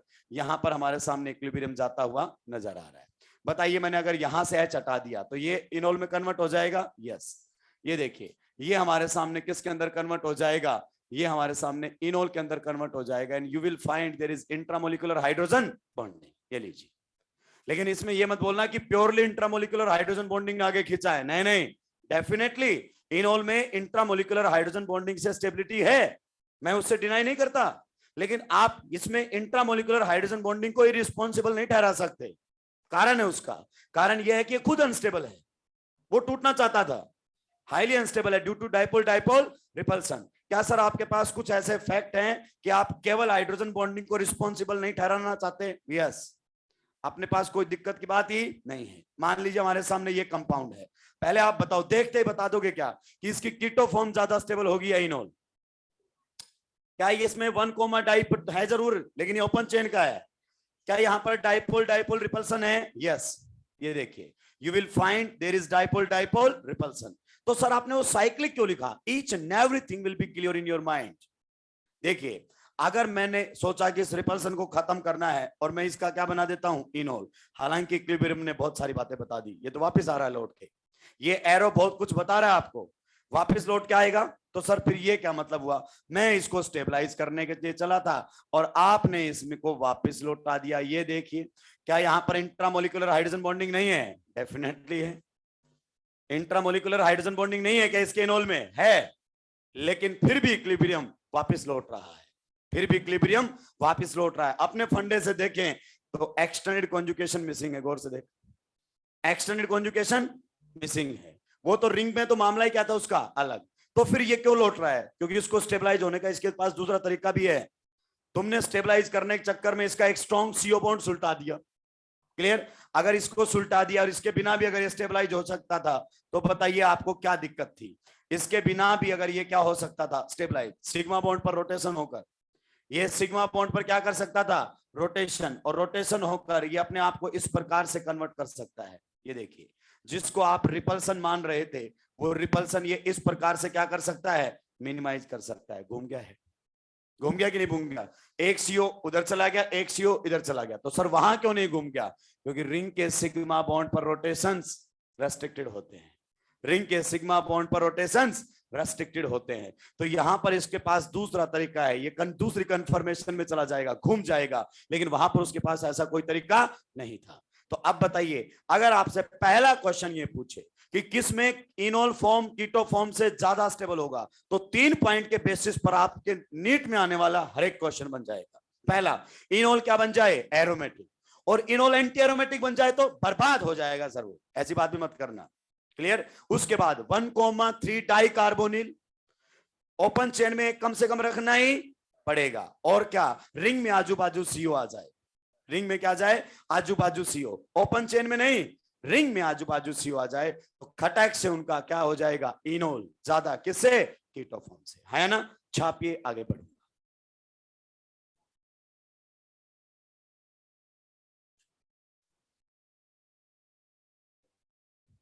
जल्दी जल्दी से उल्टा दीजिए। उसके बाद अपन आइसोमेरिज्म शुरू करेंगे।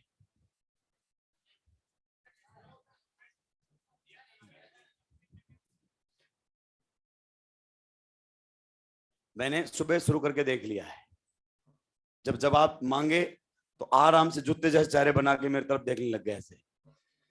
नहीं नहीं नहीं नहीं, वो स्टीरियो का मामला है, स्टीरियो तो शुरू करना ही पड़ेगा। स्ट्रक्चरल नहीं पढ़ा रहा, स्टीरियो तो शुरू करना ही पड़ेगा।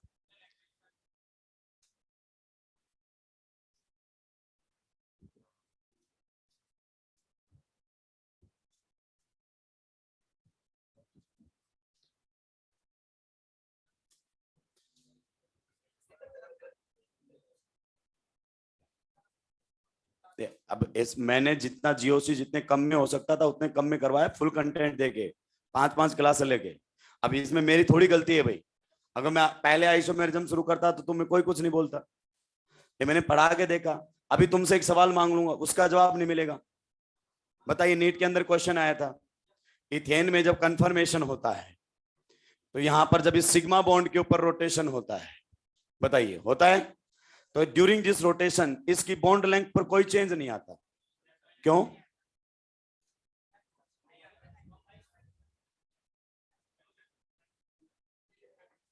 ये फेंक दिया,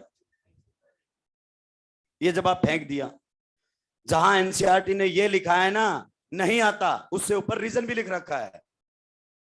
+1 की एनसीईआरटी जाके पढ़ लेना, रीजन भी लिखा हुआ है। क्योंकि sigma bonding molecular orbitals are cylindrical in shape, ये एनसीईआरटी लिखती है। तो तुमने, मैं बता रहा हूं ना, केवल जो क्वेश्चंस आए हैं ना उनके आंसर छाट रखे हैं, वो सारी एनसीईआरटी की लाइन अपने को समझ में आ गई है। उसके अलावा उसने आजू बाजू क्या लिखा है कोई मतलब नहीं है एनसीईआरटी के अंदर। ये एनसीईआरटी की चैप्टर हाइड्रोकार्बन एल्केन के पहले जैसे ही उसने कंफर्मेशन बनाई है, पहली 2 लाइन में लिखा हुआ है, और सिग्मा बॉन्डिंग मोलिकुलर ऑर्बिटल लिखा हुआ है। समझ रहे हो? एमओटी से समझा रहा है। तो ये जब पूछा साफ, एकदम साफ, फिर थोड़ा सा आगे बढ़ा, फिर साफ। इसका क्या मजा है कि मैं आगे बढ़ता रहूंगा, पीछे से मुझे कोई अपशब्द बोलता रहेगा, तुम धीरे धीरे तुम्हारे चेहरे जूते की तरफ होते रहेंगे। ऐसा नहीं है कि खटा खटारा जाएगा फिर हवा में विजुअलाइजेशन चलेगा, आर या एस, तुम ऐसे सोचोगे हाँ आर हाँ एस, फिर उसका कोई मतलब नहीं है। सुलटा दिया क्या? क्वेश्चन लिखिए, arrange the following, arrange the following, arrange the following, arrange the following in increasing order of enol content, decreasing लिख दी, arrange the following in decreasing order of enol content। लीजिए, बढ़िया क्वेश्चन आप लोगों के बीच में है। arrange the following in decreasing order of enol content। ध्यान से, आराम से, सोच समझ कर आंसर देना है। पहला ऑप्शन आपके सामने कुछ ये रहा। सबसे पहले बताइए, इसमें आप कीटो फॉर्म ज्यादा स्टेबल रहेगा कि इनोल? इनोल, लेकिन दो इनोल का भी तो कंपैरिजन करवा सकता है ना हमसे, करवाने दीजिए ना सर, क्या दिक्कत की बात है, डरना थोड़ा ही है, जो चीजें आपको बताई हैं वो क्या है, शानदार, ये लीजिए। फिर अगर अपन बात कर लीजिए जनाब, आपका आ चुका है जिस पर आप बात कर रहे थे, ये हमारे सामने कुछ इस प्रकार से है, and you have to compare their enol content, you have to compare their enol content. क्या रहेगा, सबसे ज्यादा सेकंड, फिर फर्स्ट एंड देन थर्ड, बिल्कुल सही आंसर आया है। एक बार इनोल बना लीजिए, अगर हम इसका इनोल बनाएं तो डेफिनेटली इसका इनोल मोर देन 50% बनेगा, ज्यादा स्टेबल होने का मतलब है मोर देन 50%, के equilibrium will be greater than 1। अगर यहां पर हमने इनोल बनाया तो कुछ इस प्रकार से बनकर आएगा, यस। इसका अगर आपने इनोल बनाया तो और भी आगे खिसक जाएगा, ये 86% के आसपास खिसक जाता है। ये देखिए, इसका कारण आपको जैसे ही बनाओगे खुद पता चल जाएगा, किसी से पूछने की जरूरत नहीं है। ये देखो, ये जो आपका डबल बॉन्ड बनकर आया है, it is stabilized by resonance, जो उसमें है वो इसमें भी है, लेकिन उसके अलावा ये इनोल को और भी स्टेबलाइज कर रहा है, किससे, रेजोनेंस से। More will be the stability of enol, more will be percentage character, है ना। नीचे वाले में तो इनोल बहुत कम बनता है, आप जानते हैं, इसका तो कीटो फॉर्म ही क्या रहेगा, ज्यादा स्टेबल। तो ये हमारे सामने आंसर रहेगा। किसी को कोई दिक्कत आपत्ति परेशानी है क्या? अब नीट यूजी लेवल पर आने वाला एक एक क्वेश्चन कर सकते हैं, इवन जेई मेंस और जेई एडवांस का क्वेश्चन भी आपका कीटो इनोल टोटोमेरिज्म से नहीं रुकेगा, बशर्ते वो क्वेश्चन होममेड ना हो, बशर्ते वो क्वेश्चन क्या ना हो, होममेड। कुछ अपनी सोच से बना लेते हैं, उनको मुझे नहीं पता, बाकी आपको कहीं दिक्कत नहीं आएगी। एक से दो पेज छोड़कर हेडिंग लगाएंगे आइसोमेरिज्म, और जितना जल्दी खत्म कर सकूं उतना जल्दी खत्म करने देना इसे। नॉलेज चेक मत करना, नॉलेज चेक करना तो बाहर आके चेक करना, जो पूछना है तबीयत से पूछना, कोई दिक्कत की बात नहीं है। आप एक पूछोगे मैं 4 बताऊंगा, आगे तक छोड़ के आऊंगा आपको कि ये पता है कि नहीं पता, इसके बाद की बात, क्योंकि अपना मेन टारगेट नीट क्रैक करना है, मास्टर बनना नहीं है। मास्टर बनना है तो फिर बाद में पढ़ना पड़ेगा। आइसोमेरिज्म लीजिए, सबसे पहले हमारे सामने आ रहा है आइसोमर्स। कौन डिफाइन करेगा आइसोमर को? नहीं, मैं तो करूंगा, मैंने तो पैसे लिए हैं इस चीज के। बताइए कौन डिफाइन करेगा क्या होता है आइसोमर्स, क्या होते हैं आइसोमर्स? अरे आइसोमर्स क्या होते हैं, कोई तो डिफाइन करो। अच्छा मैं एक बात पूछता हूं आपसे, आइसोमर्स सेम कंपाउंड होते हैं कि डिफरेंट? डिफरेंट कंपाउंड होते हैं। चलिए ये बात तो आपने बिल्कुल सही दिया है। लिखिए इसकी डेफिनेशन, ये बेंजीन बनाना, राक्षस साइक्लोहेक्सेन बना के मत छोड़ देना। लिखिए, different compounds having same molecular formula, different compounds having same molecular formula are known, is known को मारो गोली। जब आइसोमर लिखा हुआ है तो उसी की डेफिनेशन लिख रहे होंगे। Different compounds having same molecular formula, compound होंगे डिफरेंट और मोलिकुलर फॉर्मूला क्या रहेगा, सेम। चलिए नेक्स्ट लाइन में लिखेंगे, आइसोमर्स में हैव डिफरेंट फिजिकल, आइसोमर्स में हैव डिफरेंट फिजिकल, आइसोमर्स में have different physical comma chemical और बोथ, आइसोमर्स में have different physical comma chemical और बोथ प्रॉपर्टीज, मतलब समझ गया। फिजिकल और केमिकल प्रॉपर्टी क्या हो सकती है, डिफरेंट। फिजिकल अलग हो सकते हैं, केमिकल अलग हो सकती है, और दोनों भी अलग हो सकते हैं, उससे कोई लेना देना नहीं है। सबसे पहले हमारे सामने एक आता है मोलिकुलर फॉर्मूला और एक होता है स्ट्रक्चरल फॉर्मूला। कौन बताएगा क्या होता है स्ट्रक्चरल फॉर्मूला? मान लीजिए कंपाउंड हमारे सामने C4H9Cl, ये जो आपने लिखा हुआ है इसे हम बोलते हैं बेटा मोलिकुलर फॉर्मूला। ये किसी कंपाउंड का होता है क्या, मोलिकुलर फॉर्मूला, जिसमें केवल आपको यह बताया जाता है कि किस के कितने एटम्स इसके अंदर प्रेजेंट है। This is molecular formula. जब इन एटम्स को एक पर्टिकुलर सीक्वेंस में कनेक्ट करके दिया जाता है, then we get the structural formula. देखिए इसी मोलिकुलर फॉर्मूला से मैं एक कंपाउंड आपके सामने बनाना चाहूंगा। इसी मोलिकुलर फॉर्मूला से मैंने ये वाला कंपाउंड आपके सामने बनाया है। बताइए क्या ख्यालात है, नंबरिंग करेंगे, 1 ये रहेगा, 2 ये रहेगा, 3 ये रहेगा, 4। क्या आप इसका नाम बता सकते हैं? यस, इसका नाम आएगा 1 क्लोरो और ब्यूटेन। आएगा कि नहीं आएगा? ये हमारे सामने रहेगा 1 क्लोरो ब्यूटेन। इसी मॉलिक्यूलर फॉर्मूला से मैं दूसरा कंपाउंड भी बना सकता हूं, ध्यान से देखते रहना, मॉलिक्यूलर फॉर्मूला चेक करते रहना, carbon, halogen, hydrogen atom same कहीं रहे या ना रहे देखना है। गौर से देखिएगा, कितने कार्बन है? 4। कितने हाइड्रोजन है? 9 और 1 क्लोरीन है कि नहीं है? है। अगर इसका मैं नाम लिखना चाहूं, ये रहेगा 1, ये रहेगा 2, ये रहेगा 3 और ये रहेगा 4, तो हमारे सामने बनकर आएगा ये 2 क्लोरो। क्या बनकर आएगा? 2 क्लोरो ब्यूटेनॉल, सॉरी ब्यूटेन। क्या बनकर आएगा? 2 क्लोरो ब्यूटेन। सबसे पहले आप बताइए, ये सेम कंपाउंड्स हैं या डिफरेंट? ये लीजिए, डिफरेंट कंपाउंड्स। तो आइसोमर्स क्या होते हैं? डिफरेंट कंपाउंड्स हमारे सामने रहेंगे। कंपाउंड्स कैसे हैं? डिफरेंट। अगर कंपाउंड्स डिफरेंट होंगे then they must have different IUPAC name. उनका आयुपैक नेम क्या मिलेगा? डिफरेंट। किन्हीं भी दो डिफरेंट कंपाउंड्स का आयुपैक नेम सेम नहीं हो सकता, कभी नहीं हो सकता। क्लियर? चलिए नेक्स्ट अगर अपन बात करना चाहें, बताइए इनके स्ट्रक्चरल फॉर्मूला के बारे में क्या कहना है? स्ट्रक्चरल फॉर्मूला सेम है या डिफरेंट है? ये देखो, आइसोमेरिज्म पढ़ के बैठे हो राक्षसो, इसे स्ट्रक्चरल फॉर्मूला बोलते हैं। जो ये लिखा है दिस इज मोलिकुलर फॉर्मूला।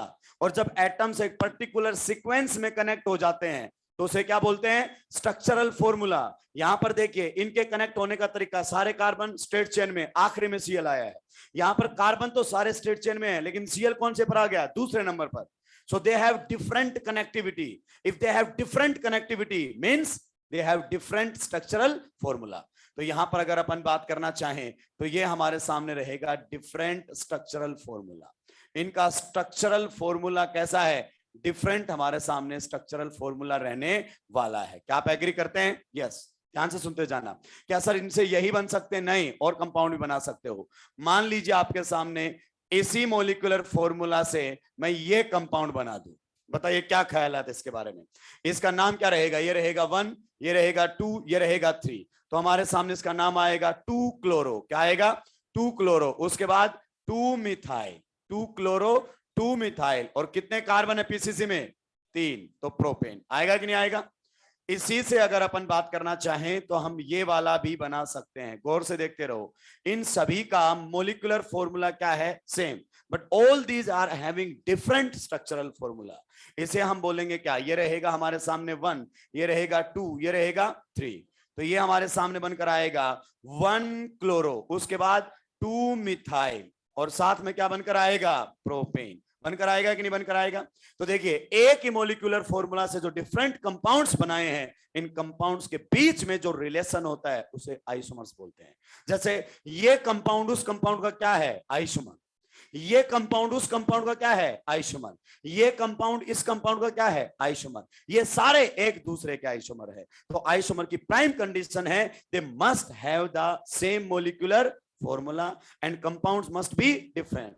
ऐसे डिफरेंट कंपाउंड्स जिनका मॉलिक्यूलर फॉर्मूला सेम होता है उन्हें आइसोमर का नाम दिया जाता है। अभी थोड़ी देर पहले मैंने बोला कि इनकी फिजिकल, केमिकल या दोनों प्रॉपर्टीज क्या हो सकती हैं? डिफरेंट। देखिए समझिए, अगर आपसे पूछे कि इसमें और इसमें बॉइलिंग पॉइंट किसका ज्यादा है, तो बॉइलिंग पॉइंट इसका ज्यादा निकल कर आएगा। अगर आपने ऑर्गेनिक केमिस्ट्री पढ़ी है तो ब्रांचिंग के बढ़ने से वंडरवाल फोर्स ऑफ अट्रैक्शन कम और बॉइलिंग पॉइंट क्या हो जाता है? कम। That's all. तो देखिए फिजिकल प्रॉपर्टी डिफरेंट हो गई। और बताइए, अगर मैं आपसे पूछना चाहूं, ये कभी SN2 रिएक्शन देगा? देगा? कैसा है? 3 डिग्री। और ये बढ़िया SN2 देगा। ये केमिकल प्रॉपर्टी अलग होगी। अबे जब कंपाउंड अलग है तो प्रॉपर्टी तो अलग होनी है। इसमें कौन सी रटने की बात है? छापिए।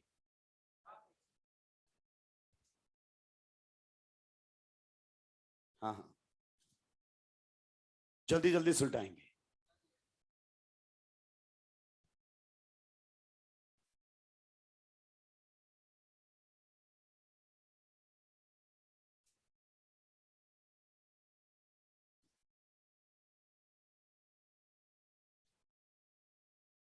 अगर इसको हम बोल देते हैं फर्स्ट, इसको बोल देते हैं सेकंड, इसको बोल देते हैं थर्ड, और इसको बोल देते हैं फोर्थ, तो first, second, third and fourth एक दूसरे से कैसे डिफरेंट हैं? दे have different structural formula, all the having same molecular formula. Sir मुझे कैसे पता चलेगा स्ट्रक्चरल फॉर्मूला अलग है? स्ट्रक्चरल फॉर्मूला अलग होने का मतलब होता है डिफरेंट कनेक्टिविटी, जुड़ने का तरीका अलग होगा, पहचानने का तरीका, डिफरेंट कनेक्टिविटी। कनेक्टिविटी क्या मिलेगी? डिफरेंट।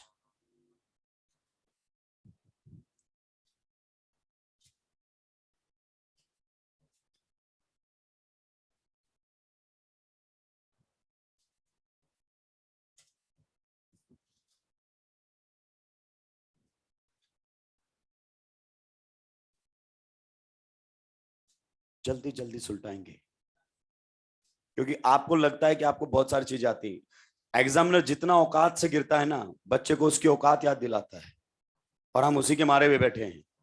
सदी के सबसे आसान पेपर पिछले 2-3 सालों में बने हैं, बने कि नहीं बने, और हम यहीं बैठे हैं। इजी क्वेश्चन सबसे ज्यादा चोटिल होता है, खतरनाक तरीके से चोट करके जाता है। हमें लगता है कि हमें बहुत कुछ आता है, और नीट के लेवल पर हम पढ़ते नहीं। सुलटा दिया है क्या? चलिए नेक्स्ट हमारे सामने कुछ और बातें आएंगी, क्योंकि इसका इन्वॉल्वमेंट बहुत ज्यादा है। किसके अंदर? रिएक्शन मैकेनिज्म के अंदर। चाहे डायरेक्टली क्वेश्चन आए ना आए, स्टीरियो के बिना आगे नहीं बढ़ पाएंगे भैया। मान लीजिए हमारे सामने एक कंपाउंड है जिसका मोलिकुलर फॉर्मूला है, अगर अपन बात करना चाहें, C4H8। क्या रहने वाला है? C4H8। क्लियर? ये क्या लिखा हुआ आपने? ये लिखा हुआ है मोलिकुलर फॉर्मूला। क्या लिखा हुआ है? ये हमारे सामने है मोलिकुलर फॉर्मूला। एब्सोल्युटली इसी मोलिकुलर फॉर्मूला से अगर डिफरेंट कंपाउंड्स में आपके सामने लेकर आ जाऊं तो वे एक दूसरे के क्या होंगे? आइसोमर्स। क्या होंगे?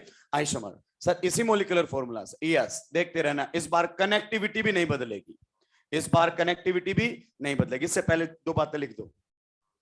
First, second, third and fourth have different structural formula. First, second, जो नंबर लिखे हुए थे अपन ने, first, second, third and fourth have different structural formula. अगर ये भी पूछ लेना कि किसमें स्ट्रक्चरल फॉर्मूला सेम है और किसमें डिफरेंट है, तो 60% जनता तो इसमें सुलझ जाएगी। पता ही नहीं होता मोलिकुलर फॉर्मूला क्या होता है, स्ट्रक्चरल फॉर्मूला क्या होता है। Have different structural formula, bracket में लिखेंगे different connectivity. Different connectivity, connectivity अलग होने से स्ट्रक्चरल फॉर्मूला बदल जाता है। यहां पर अगर अपन बात करें तो इससे हम कुछ इस प्रकार की बातें कर सकते हैं। ये रहेगा, आप देखते रहना कि मोलिकुलर फॉर्मूला तो कहीं चेंज नहीं कर दिया है। पता चले कि इसके अंदर तो कार्बन ही क्या हो गए हो? बदल गए हो। हाइड्रोजन ही क्या हो गए हो? बदल गए हो। चेक करना दोनों के अंदर, अगर आप देख पा रहे हो ठीक से, तो मेरे हिसाब से दोनों का मोलिकुलर फॉर्मूला क्या है? सेम। और दोनों में कनेक्टिविटी भी क्या है? सेम। ध्यान से सुनना, अगर मैं इसमें नंबरिंग करूं तो 1, ये रहेगा 2, ये रहेगा 3 और ये रहेगा 4। एक ही सीक्वेंस में जुड़े हुए हैं ये सारे कार्बन। क्लियर? इधर भी अगर मैं यहां पर बात करूं 1, ये रहेगा 2, ये रहेगा 3 और ये रहेगा 4। देखिए लगातार 4 कार्बन आए। यस, लगातार 4 कार्बन आए। सबसे पहले मैं यहां पर एक बात लिखना चाहता हूं कि इन दोनों का स्ट्रक्चरल फॉर्मूला क्या है? सेम। तो यहां पर अगर अपन बात करें same structural formula, same structural formula, दोनों का जो स्ट्रक्चरल फॉर्मूला है वो क्या रहने वाला है? सेम। एग्री करते हो कि नहीं करते हो? But compounds are still different.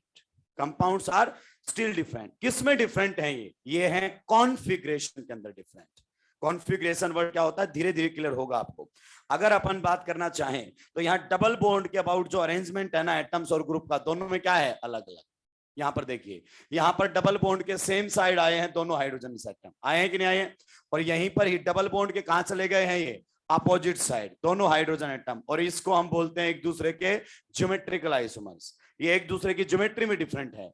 Arrangement of atoms जो है ना इसके अबाउट, डबल बॉन्ड के अबाउट, वो सेम नहीं है। यानी कि एटम्स और ग्रुप्स का जब स्पेस में अरेंजमेंट बदल जाता है तो भी कंपाउंड बदल जाते हैं। यस, तो भी कंपाउंड क्या हो जाते हैं? बदल जाते हैं। दूसरा आपसे मैं पूछना चाहता हूं, बताइए ये दोनों सेम कंपाउंड है कि डिफरेंट है? सेम कंपाउंड है कि डिफरेंट है? They are different compounds. अगर ये कंपाउंड्स डिफरेंट हैं तो फिर बताइए इनका आयुपैक नेम सेम होना चाहिए कि डिफरेंट होना चाहिए?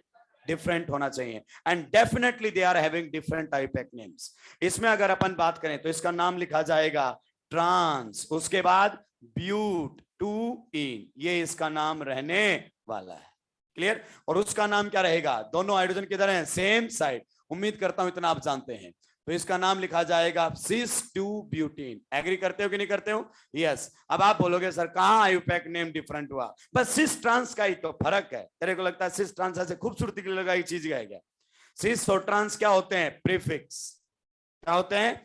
प्रीफिक्स। तूने तो ये भी नहीं सुना होगा, बस लगा दिया सिस ट्रांस। प्रीफिक्स होते हैं नाम से पहले आकर एटम्स या ग्रुप्स की डबल बॉन्ड के ऊपर पोजीशन बता के जाते हैं कि कौन सेम साइड है या नहीं है। ट्रांस का मतलब जो सेम एटम्स या ग्रुप हैं वो डबल बॉन्ड के अपोजिट साइड जा चुके हैं, और सिस का मतलब वो कहां पर है? Same side. अब सुनना मेरी बात को ध्यान से, अगर मैंने एक कंपाउंड का नाम लिखा है एन ब्यूटेन, क्या लिखा है?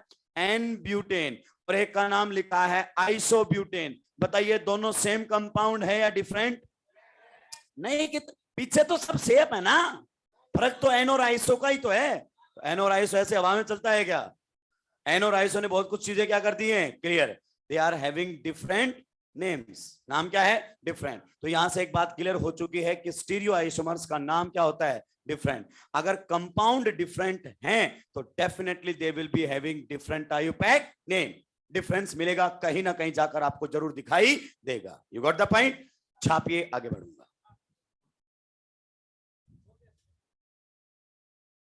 सबने छाप लिया क्या? छापने दीजिए।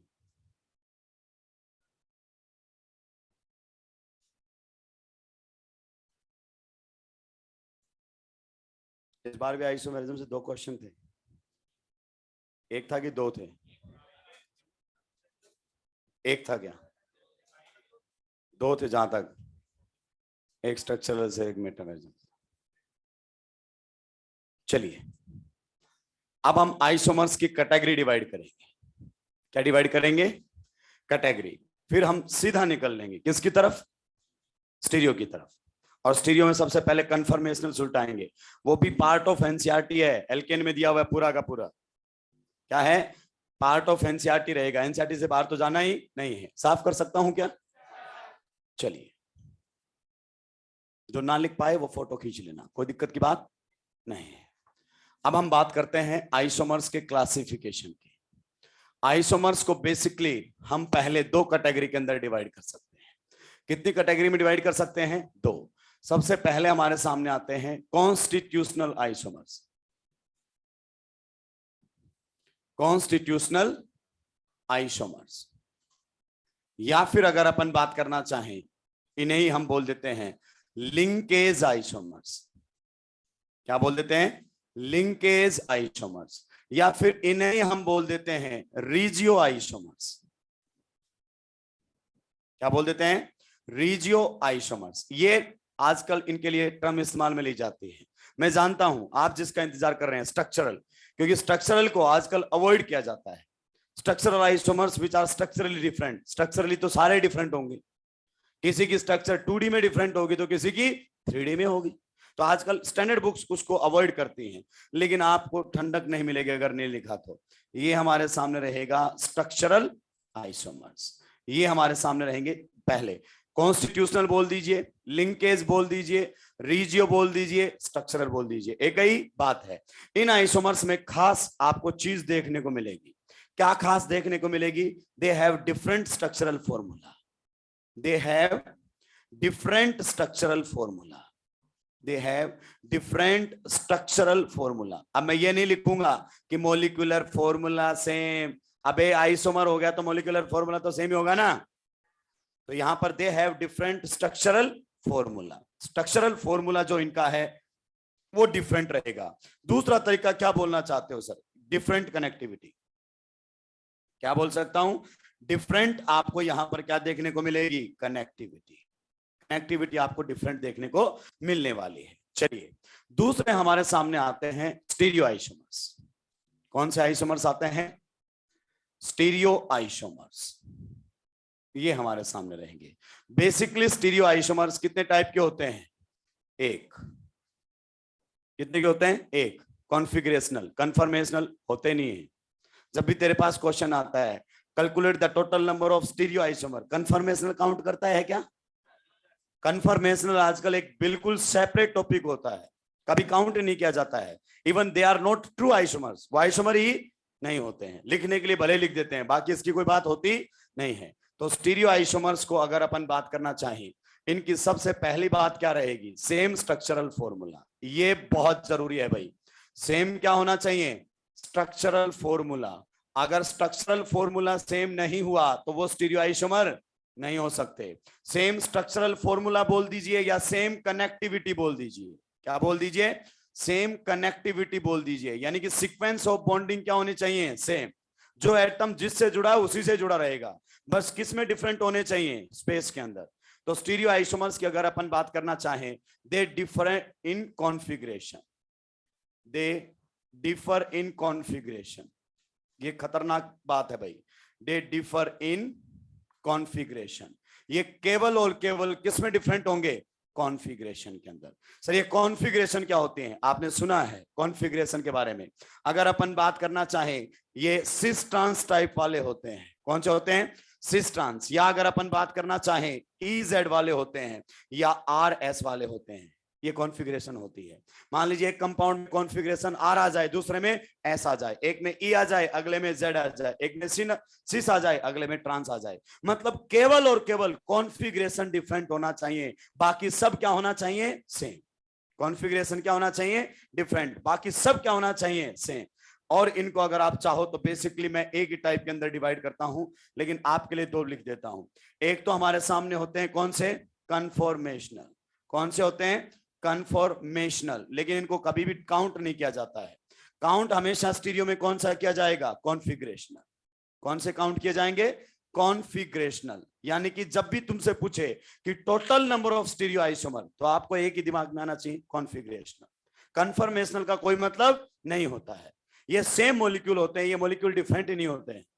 कन्फर्मेशनल आइसोमर्स में मॉलिक्यूल डिफरेंट होता ही नहीं है। इसीलिए आपने इसमें जरूर पढ़ा होगा, false isomers, true not true isomers. तो क्या मतलब, वो आइसोमर ही नहीं है, होमोमर होते हैं। वो क्या होते हैं, होमोमर। अगर मैं आपके सामने इथेन की अलग अलग कन्फर्मेशन बना के दे दूं और बोलूं ये डिफरेंट कंपाउंड है क्या, नहीं, आप बोलोगे हाँ, मैं बोलूंगा आइसोलेट करके दिखा, तो बोलेगा आइसोलेट तो नहीं हो सकता, तो फिर क्या डिफरेंट हुआ।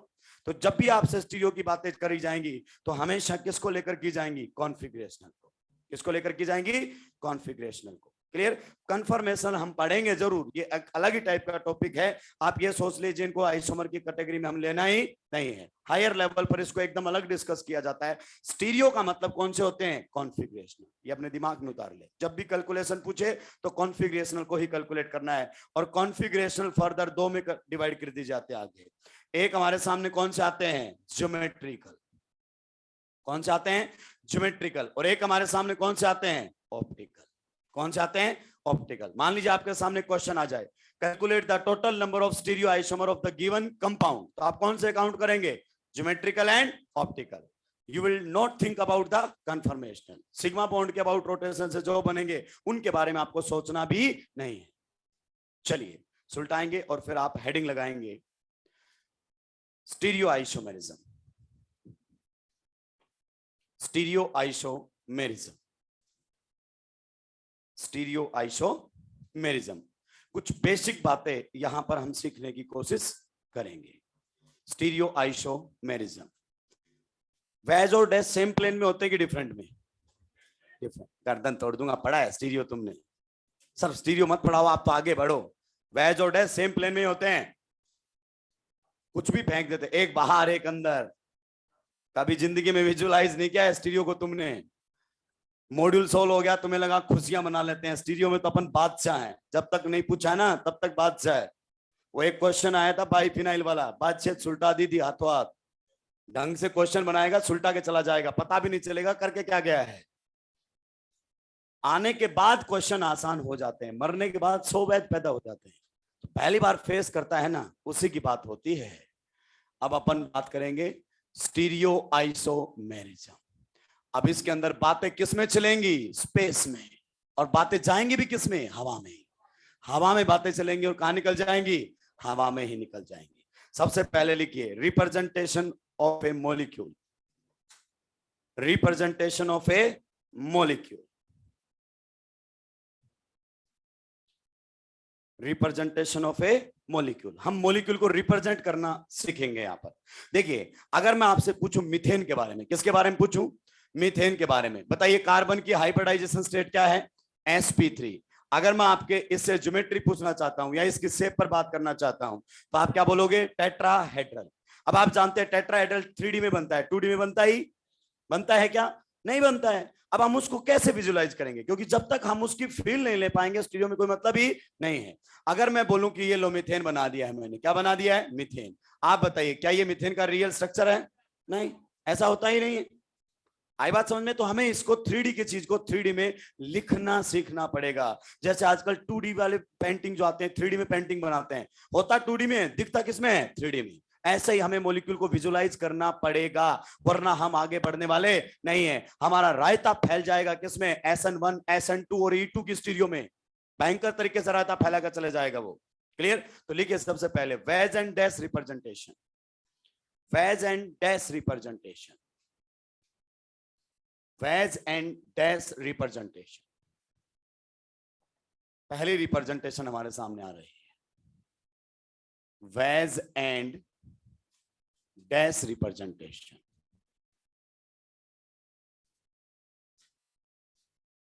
Veg and dash representation. देखिए ये एक रिप्रेजेंट करने का क्या है? तरीका है। मान लीजिए हमारे सामने है मीथेन। क्या है? मीथेन। कार्बन की हाइब्रिडाइजेशन स्टेट क्या है? sp3। कैसा है? sp3। अब अगर अपन बात करना चाहें मीथेन के अंदर तो इसको थोड़ा सा हम सही तरीके से लिखना चाहते हैं। देखिए इसके अंदर पहले हमारे सामने सेंटर में कौन होगा? कार्बन। और दो लाइन हम बनाते हैं सॉलिड यहां पर इस प्रकार से। ये सॉलिड लाइन, जो सॉलिड लाइन आपने बनाई है वो सेम प्लेन के अंदर होती है। किसके अंदर होती है? They lie in the same plane and most of the cases में they lie on the plane of paper. जिस पेपर पर आप लिखते हैं ना उसी के ही प्लेन के अंदर ये लाई करती है। तो दो हाइड्रोजन तो हमने इसमें इस प्रकार से लगाने हैं। आपको टेट्राहेड्रल शेप अपने आप दिखाई देने लगेगी। दो हाइड्रोजन लगाने हैं सॉलिड लाइन से। क्लियर? जिससे भी पूछोगे, जिसने केमिस्ट्री जिंदगी में नहीं पढ़ी उससे पूछ भाई कि ये दोनों लाइन में क्या फर्क दिख रहा है, बोलेगा मेरे कोई फर्क नहीं दिख रहा है, कि मामला सेम है, कि हाँ मेरे को बिल्कुल एक जैसा दिख रहा है। फिर अगर अपन बात करना चाहें दो हाइड्रोजन और हैं तो एक हाइड्रोजन को हम इस वाली लाइन पर लगाते हैं जिसे हम क्या बोलते हैं? वेज। क्या बोलते हैं? वेज। जो कि सॉलिड लाइन के प्लेन से बाहर की तरफ आएगा। किधर आएगा? बाहर की तरफ। मान लीजिए सॉलिड लाइन जो है वो बोर्ड के प्लेन के अंदर है, तो जो वेज है ना वो इस एटम से ऐसे बाहर की तरफ ऐसे रहेगा। क्लियर? ये हमारे सामने होता है वेज। और दूसरा अगर अपन बात करना चाहें तो ये हमारे सामने रहेगा डैश, जो इस बोर्ड के प्लेन के अंदर की साइड जाएगा। बोर्ड के प्लेन के अंदर की साइड जाएगा। एक तो ये हम मीथेन बनाए और एक देखो ऐसे मीथेन बना दे। कैसे बना दे? ऐसे, जो नॉर्मली आप मीथेन को बनाते हैं। क्लियर? जिसने केमिस्ट्री पढ़ी है वो तो बोल देगा ये टेट्राहेड्रल है, लेकिन जिसने केमिस्ट्री नहीं पढ़ी उसको बोलो कि बता भाई ये सारे हाइड्रोजन क्या सेम प्लेन में है? बोलेगा हाँ। नहीं नहीं अलग, मेरे को दिख नहीं रहा। उसको बोलो इसमें बताओ। वो पहला क्वेश्चन करेगा ये क्या है? करेगा कि नहीं करेगा? आपसे पहला क्वेश्चन करेगा कि ये और इनमें कोई फर्क है क्या? पहले मेरे को ये समझाइए क्या मामला है। फिर तू बोलेगा देख इसको वेज बोलते हैं, ये प्लेन से बाहर आता है, और उसे डैश बोलते हैं, वो प्लेन के। तो फिर बोलेगा मुझसे क्यों पूछ रहा है? वो तो क्या अलग अलग प्लेन के अंदर। अगर तूने बोला कि ये सॉलिड लाइन है, ये पेपर के प्लेन में है, जैसे बोर्ड के प्लेन में है, ये वेज कहां पर आ रहा है? बोर्ड के प्लेन से बाहर। और डैश कहां जा रहा है? बोर्ड के प्लेन के अंदर। तो सारे सेम प्लेन में कहां रहे? तो मॉलिक्यूल प्लेनर है ही नहीं। यहां से पता नहीं चल रहा मॉलिक्यूल प्लेनर है कि नॉन प्लेनर है। तो चीज 2D की है, उसको 3D में लिखने की कोशिश की गई, मतलब 3D की चीज है उसको 2D में ऐसे लिखने की कोशिश की गई है ताकि वो 3D के अंदर दिखाई दे। अब मैं बताता हूं आपको, मोस्ट ऑफ द केसेस में, सुनना, केमिस्ट्री में तुमने क्या चीजें पढ़ी, मोस्ट ऑफ द केसेस के अंदर आपको पता है वो ऐसे लिखकर चला जाता है। जाता है कि नहीं जाता है? मोस्ट ऑफ द केसेस में जब वो रिएक्शन करवाता है वो ऐसे लिखकर चला जाता है Cl। और जब वो वेज लिखता है तो हम बाय डिफॉल्ट डैश कहां मान लेते हैं? हाइड्रोजन। मान लेते हैं कि नहीं मान लेते हैं? अच्छा वो वेज दिखाता है, डैश क्यों नहीं दिखाता हमें? क्योंकि वेज के जस्ट पीछे होता है डैश। आपको एक टाइम पर सामने से देखोगे तो केवल वेज दिखाई देगा, डैश दिखाई नहीं देगा। वेज और डैश सेम प्लेन के अंदर लाई करते हैं। मैं थोड़ा सा आपको, आखिरी समय है, टेट्राहेड्रल की ज्योमेट्री के बारे में बताना चाहता हूं कि कैसा होता है टेट्राहेड्रल। टेट्राहेड्रल में होती है दो वी। कितनी वी होती है? दो। एक तो बनती है किससे? ये सॉलिड लाइन से। ये कौन से प्लेन में है? वर्टिकल। और एक होती है वेज एंड डैश वाली। दोनों वी एक दूसरे के परपेंडिकुलर होती हैं। This is the tetrahedral shape. ये ऐसा मामला होता है। कल मॉडल से अपन समझेंगे ऐसा रहता है। अगर मैं आपसे पूछूं सॉलिड लाइन का प्लेन क्या है, same, solid lines lie in the same plane, wedge and dash lie in the same plane, red marker जो तेरी तरफ है टुवर्ड्स द ऑब्जर्वर है उसे वेज बोलते हैं, और जो ग्रीन मार्कर तेरे से दूर चला गया उसे क्या बोलते हैं, डैश बोलते हैं। अगर कोई सामने से देखेगा, अगर ये बिल्कुल मैं सही तरीके से लिखूं तो जो सामने से देख रहा है उसको केवल एक दिख रहा है, क्या दिखेगा, वेज, डैश दिखेगा ही नहीं। So most of the cases में वो डैश लिखता नहीं है कि समझ जा वेज के पीछे क्या है, डैश। बताइए वेज और डैश का प्लेन सेम है क्या, same, they lie in the horizontal plane, they lie in the horizontal plane. Continue रहेंगी बातें अगली क्लास में। स्टीरियो में सुलटा देगा बेटा, स्टीरियो आपको लगता है कि बहुत हल्की चीज है, मॉड्यूल सोल्व कर लिया बस बात बन गई।